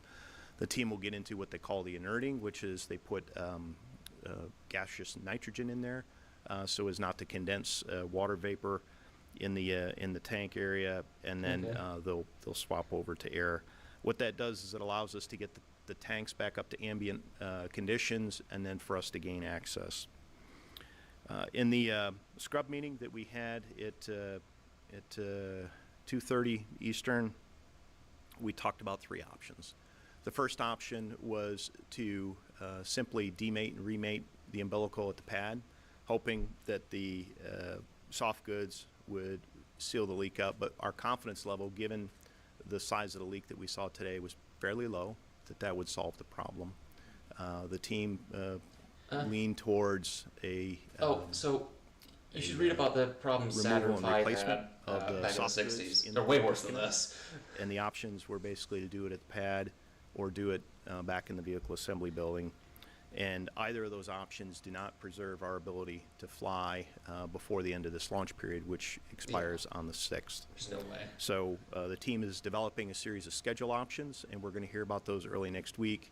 The schedule options include removal and replacement of the soft goods on the quick disconnect at the pad, followed by a cryo test. That is the only place we can get a full cryo test to ensure that we do not have a further issue with respect to leaks at the temperatures that we need to fill the vehicle on day of launch. The other option is to roll back and remove and replace the quick disconnect soft goods in the vehicle assembly building. I'm going to guess that's the there's a valves risk and the versus risk seals. trade. Doing it at the pad, you're exposed to the environmental conditions, and we need to build an environmental enclosure to do that. If we do it in the vehicle assembly building is the environmental enclosure. However, we cannot test this quick disconnect in the VAB at cryogenic we've seen temperatures. several, We can only do it at ambient temperatures. So we're working through those options. The team, it's too early to say, but they're working through a fault tree analysis as to why we did not see a leak of this magnitude on Monday, but we're seeing it of this magnitude at today's attempt. And they're also looking at the chill down procedure to look at additional controls such that we don't have a reoccurrence of the inadvertent overpressure that we had earlier today. So all that said, we've talked about it before. This is an incredibly hard business. This is an initial test flight of this vehicle. As was said by Administrator Nelson, we're going to fly when we're ready. Yeah. And as part of this initial test flight, we're learning the vehicle. We're learning how to operate the vehicle, and we are learning all of the things required to get us ready to fly. And we've demonstrated a large number of those things, not only through wet dress and some of the other ground tests that we've had, but we are still learning as we go, again, to get this vehicle off safely. So our focus is on understanding the problem, developing solutions in terms of schedule, but also risk versus risk impacts, and we'll follow up next week when we have those options fleshed out further. So with that, I'll pass it back to Jackie. Thanks, Mike. So now we'll open it up for questions in the room and also on the phones. On the phones, as a reminder, press *1 to get into the queue. And in the room, if you could leave your hand high for the mic folks to come get you after you ask your question. First up, Joey Roulette with Reuters.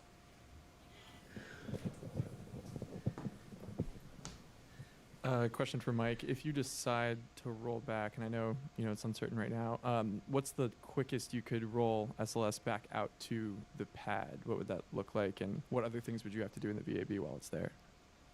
We're looking at several weeks to do that, depending on the required work at the pad or whether we do it in the vehicle assembly building. That'll determine the exact schedule, but it's several weeks of work. It's really too early to say. I'm not going to call it. That's no. Thanks. And up next on the phones, we have Marcia Dunn with the AP.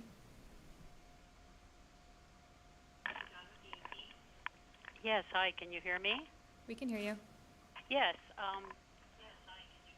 I was wondering, so are you saying if you do the repairs at the pad and it seems to go well, you could still maybe get off in September by the end of the month before the SpaceX launch coming up at the beginning of October? Is that a possibility? And the way things stand right now, which way do you think you're leaning for? Thanks. I'll just take the first part of that. I think we still have our what numbers are you looking for on the range, with the range to test our flight termination system, which is right now we have 25 days. I think we're going to talk with the range about what the possibilities are. But in order to test our batteries, change out the batteries, we have to roll back for that.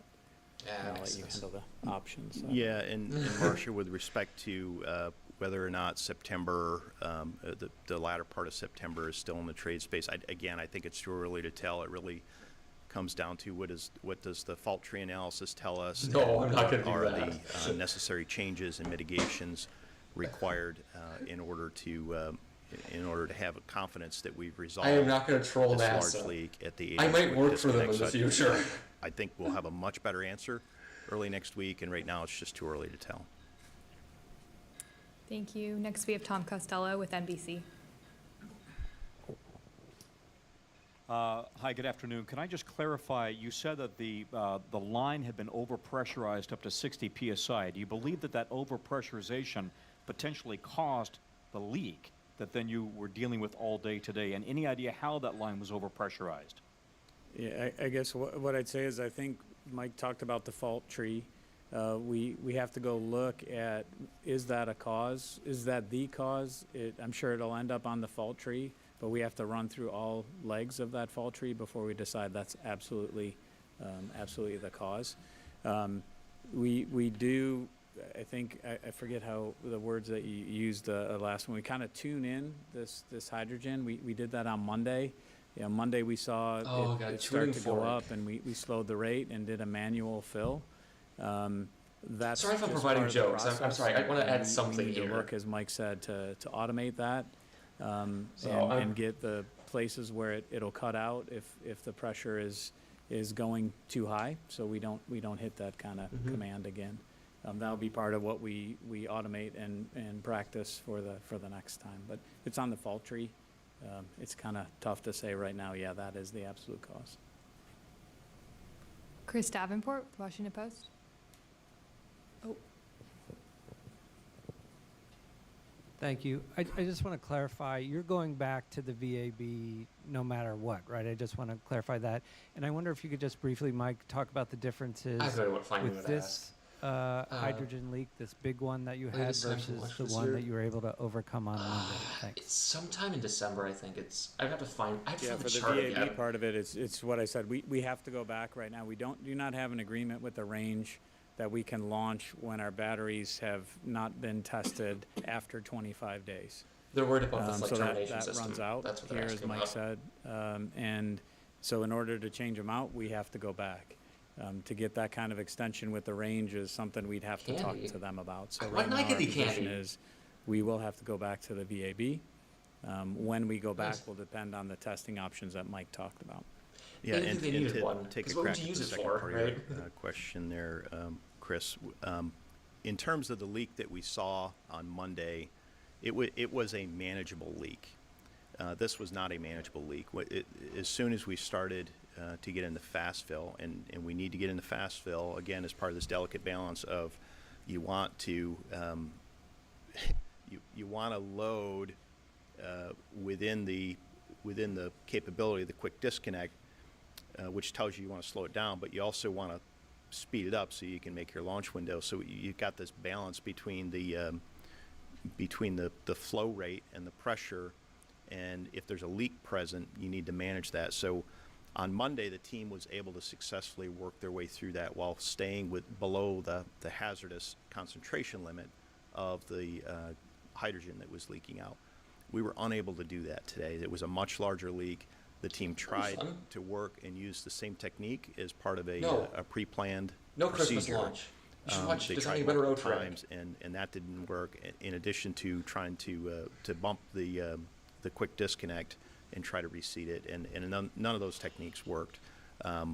The techniques that we used on Monday just for this magnitude of leak were not working in our favor. Bodies of water don't curve. Well, except the ones that do. Thanks, Mike. Kristen Fisher with CNN. And if Earth is over 70%, no, not, well, surface-wise it is, but mass-wise it's mostly rock. Thank you. Just wondering if there is a precedent for getting an extension with the range on something like this. Has that ever been done before? Or if you all were to ask the range for that to allow the vehicle to stay on the launch pad before next attempt, would that be something that hasn't been done before? We worked with them just recently to go from 20 to 25 days, showing them a lot of the technical data that they needed to see about the integrity of our system. You know. So I'm confident there's probably been other ones. I can't quote the history, but I can tell you that we just negotiated with them to go from 20 to 25. If you're gonna fail design flight, it's Feel just at least somewhat confident that there's a chance that perhaps this rocket could stay on the pad before next launch attempt? Well, that's. I don't think it'll be 4 months my delays. conjecture is I don't know, because it's really their call, and I think we have data that probably supports it, and I know our folks are going to go talk to the range as soon as they're able to, but that's really that's serious business that they deal with and we deal with, and we want to respect that this is their range and we're launching from it. Okay, well, watch Lauren both. Grush, No, Bloomberg. you can only watch one, okay? And it better be better Otrag. Hi, Lauren Grush with Bloomberg. I'm wondering if you can walk us through exactly what hardware you need to be replacing, exactly where it is, and how time-intensive that work will be. Thanks. Yeah, Lawrence, I'll take a crack at that. Right now, we're focused on the 8-inch quick disconnect and simply the soft goods, the seal that surrounds it. We need to get through the fault tree analysis to figure out exactly if there's anything else that needs to be accounted for.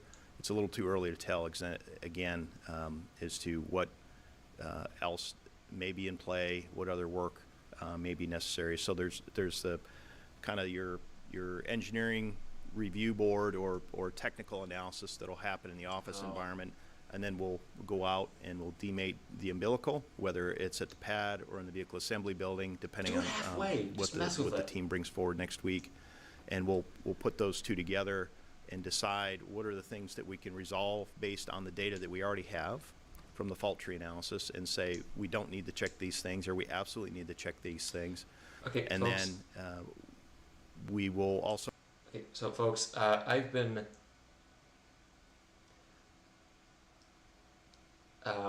I've been streaming for 2 hours. I gotta go get stuff. So I want to round this out, round this off.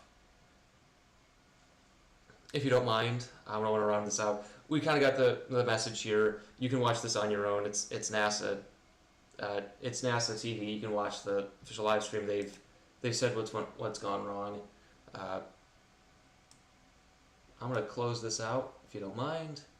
Sorry, but I gotta, I'm gonna make my face bigger in this. Here we go. All right. Pascal's parental liquid demonstrates the bilateral at rest. We'll find it. Okay, what's horizontal? Again, define horizontal is very local, right? You got my pop can. You go really, really close. It's horizontal. It's flat, but you zoom out. It's a pop can. It's not. Don't say bye. We'll do some final rounding up of stuff. We'll go 10 more minutes. It's just I want to keep watching the thing. If there's any questions you got. And Rebel, NASA master trolls. No, they're not. The Norwegians are, because they have the big troll platforms, to go oil and stuff. Yeah, it's sad we didn't get to see the launch today. I was hoping to see it. I was hoping to cheer on this, the ICPS, which I was in the same room as. I didn't get a picture with it because I was so nervous, but oh well. So let's see. We have a flat earther in here. Again, you stop using the same ones. Come up with something new for flat Earth. Okay? You keep using the stuff that's been easily debunked and is demonstrably false. So I don't know what you're getting at. Find something new. Okay? Find something new or interesting. Okay, folks. So the schedule. Yeah, the fever there. So the schedule for the next 4 months is going to be, so this month I'm going to try to do 2 Know Your Rockets. It's going to be the E Prime Eagle family. I'm going to talk about Gary Hudson's Phoenix SSTOs. And then I'm going to do Can You DOI Mercury Atlas. I'm going to try the Kistler. I'm going to do the Kistler Know Your Rocket in November. Hopefully, if it doesn't work out, I get too busy, I'll do it some other time. And then I will do Designing a Better Otrag in December, for December 23rd. And then January will be the Beale Aerospace Know Your Rocket. Truth doesn't change, it's timeless. No need for anything new unlike your fantasy globe. Then why is the globe one of the older models of the planet? Once we figured out things, why is it? How could Eratosthenes calculate that the Earth was round in the stick and extreme boredom? Would solve world hunger, starvation, and poverty overnight. Depends on who you ask. Also, look at the military budget. That's much more interesting. Okay, the fact that no flat Earth can prove a workable. That's another thing. Yeah. So explain the day-night cycle to me, Ms. Rebel. Flat Earth, yes. What's probably not been used much for launch vehicles? High vapor pressure. That's why. Keep showing flat earthers. Richard Feynman whistles with the teeth in.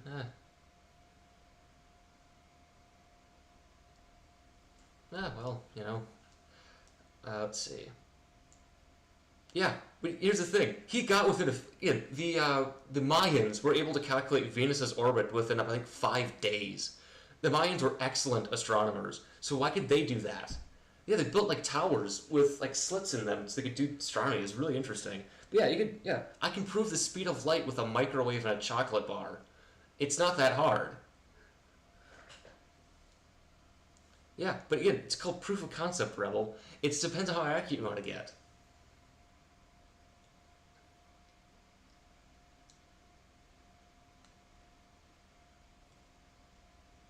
Oh, Quinlan, I'm sorry, you're coming in at the end. Unless you want to fight with a flat earther. That's...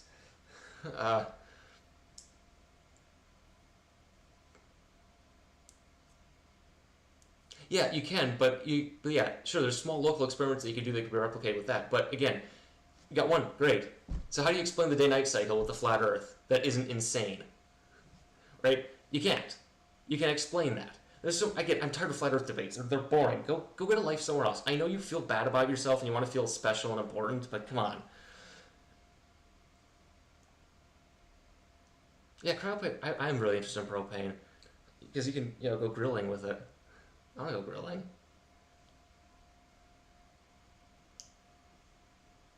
Yeah, I'm sorry, Quinlan. Yeah, you came in at the end. You can watch the repeat of this. You can see when flat earthers started showing up.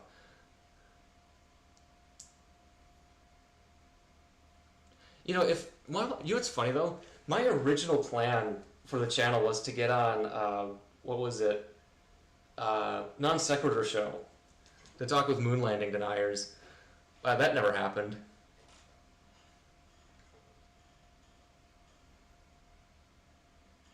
So yeah, then Non Sequitur fell apart, and I changed my opinion. I realized at some point that conspiracy theorists, once you get to a certain point, won't listen to you because their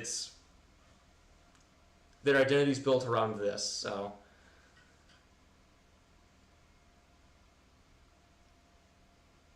Well, if I have a similar vision, well, why do I have glasses then? Oh, jeez.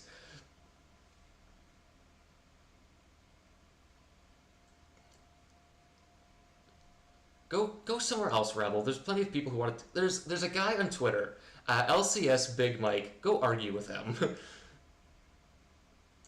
Yes, Orbex is building their prime launch vehicle that uses concentric tanks. Let's see. So let's go about 5 more minutes. I don't have a watch. And besides, I'm in this hand because I'm right-handed. I'm going to go get...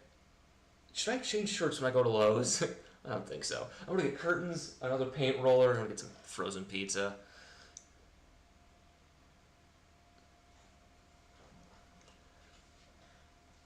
How many people are still here? Last 20.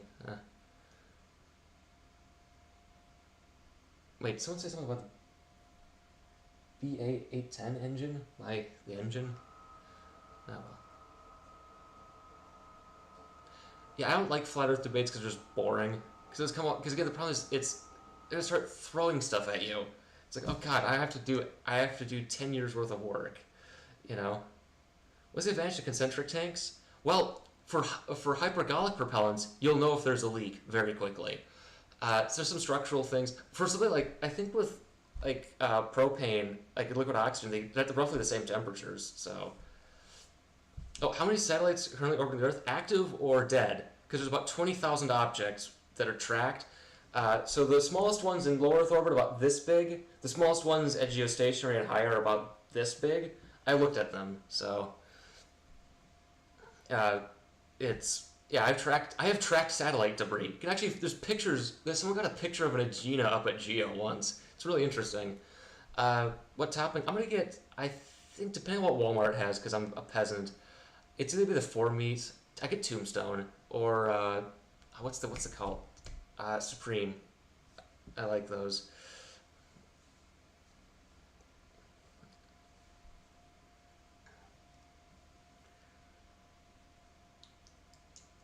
Yeah, that's. And I'm gonna watch some Breaking Bad and play Kerbal Space. I got the Outer Solar System mod, so that's fun. And then tomorrow I'm gonna get high off paint. I gotta harass some people tonight online too. I gotta finish my Otrag spreadsheets.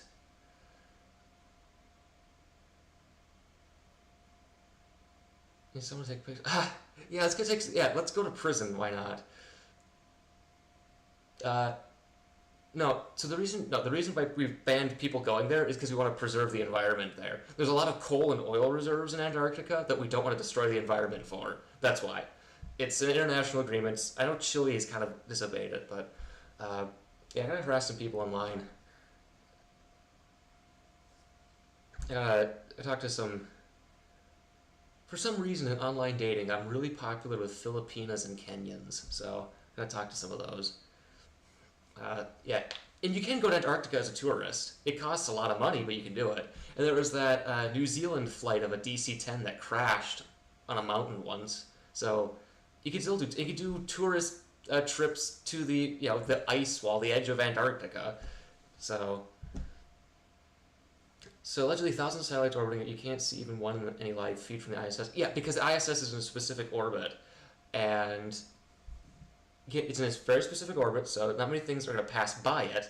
They're moving at different velocities, and then passing over the moon. What are you talking about passing over the moon? Because like in front of it, the ISS has been photographed in front of the moon because it's really big. The ISS is it's like 300 feet wide. It's really big. It's got large surface areas, so you can see it. But for satellite, CubeSats, right, are like this big, right? Most some satellites fit in this room, right? Low Earth orbit satellites can fit in my room, in here, right? The geostationary ones are a lot bigger, but they're way up higher, so.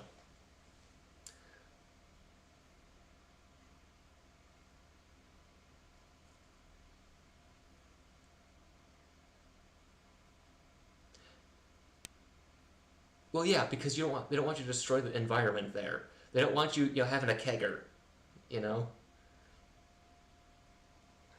I've seen the ISS. It was really cool. I've seen Jupiter's moons. It's really nice.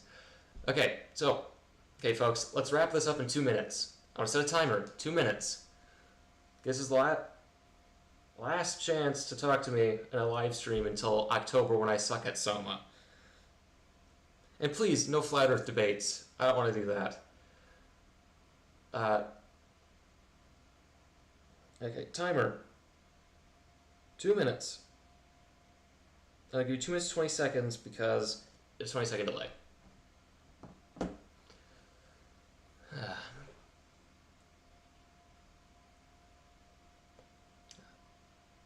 Go prove there is no ice where I'll give you $1 million.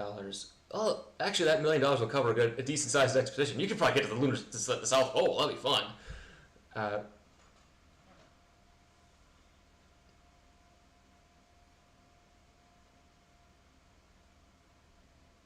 Yeah, there's again, flat Earth debates aren't interesting anymore because at some point it's just open rejection of reality. So, pizza, pineapple, I don't care. I used to actually enjoy pineapple and pizza when I was younger. So, it's the BA 810. Yeah, it'll be fun. Yeah. I need $1 million. I'd like some of that. I could build my own, rocket. You can barely see the plane flying at cruising altitude. We'll stop capping. Yeah, you can. Yeah, the airplanes are bigger than most satellites. Talk about hot sauce as propellant. We'll have to investigate that more for consistency. Thrust stuff.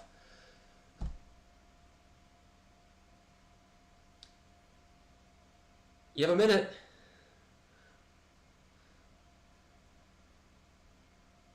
Launch first. SLS is going to go first. SLS is, unless there's a major disaster coming up, it's going to launch by the end of the year. And then Starship is, we have no idea. Musk said 1 month to a year, so at least a year. So, angular perspective. Oh, provide me a paper with angular. Yeah, again, what are you talking with angular perspective? Of course it's perspective. Of course, nothing matters. I will enjoy the next 24 hours. I got Monday off too. I got Labor Day. I'm a contractor for the federal government, which means I get Monday off. Oh, 6, 5, 4, 3, 2, 1. Okay, so dismiss you. All right, folks. Well, it's been nice. Shame there was no launch today. I'll come up with a Know Your Rocket in the next 2 weeks. Then I'll do another Know Your Rocket, and then can you DIY Mercury Atlas? No, there is no dome. And then it's going to be another Know Your Rocket for Kistler. Assuming there's time, I'm going to be spending a lot of time trying to finish Otrag, so it might not happen. And then Designing Better Otrag December 23rd. I had a schedule for this year that got pushed to next year, so. What did I block you? Okay. Alright. Bye, Randy. Bye, Kerbal Engineering. Bye, Potentially Great.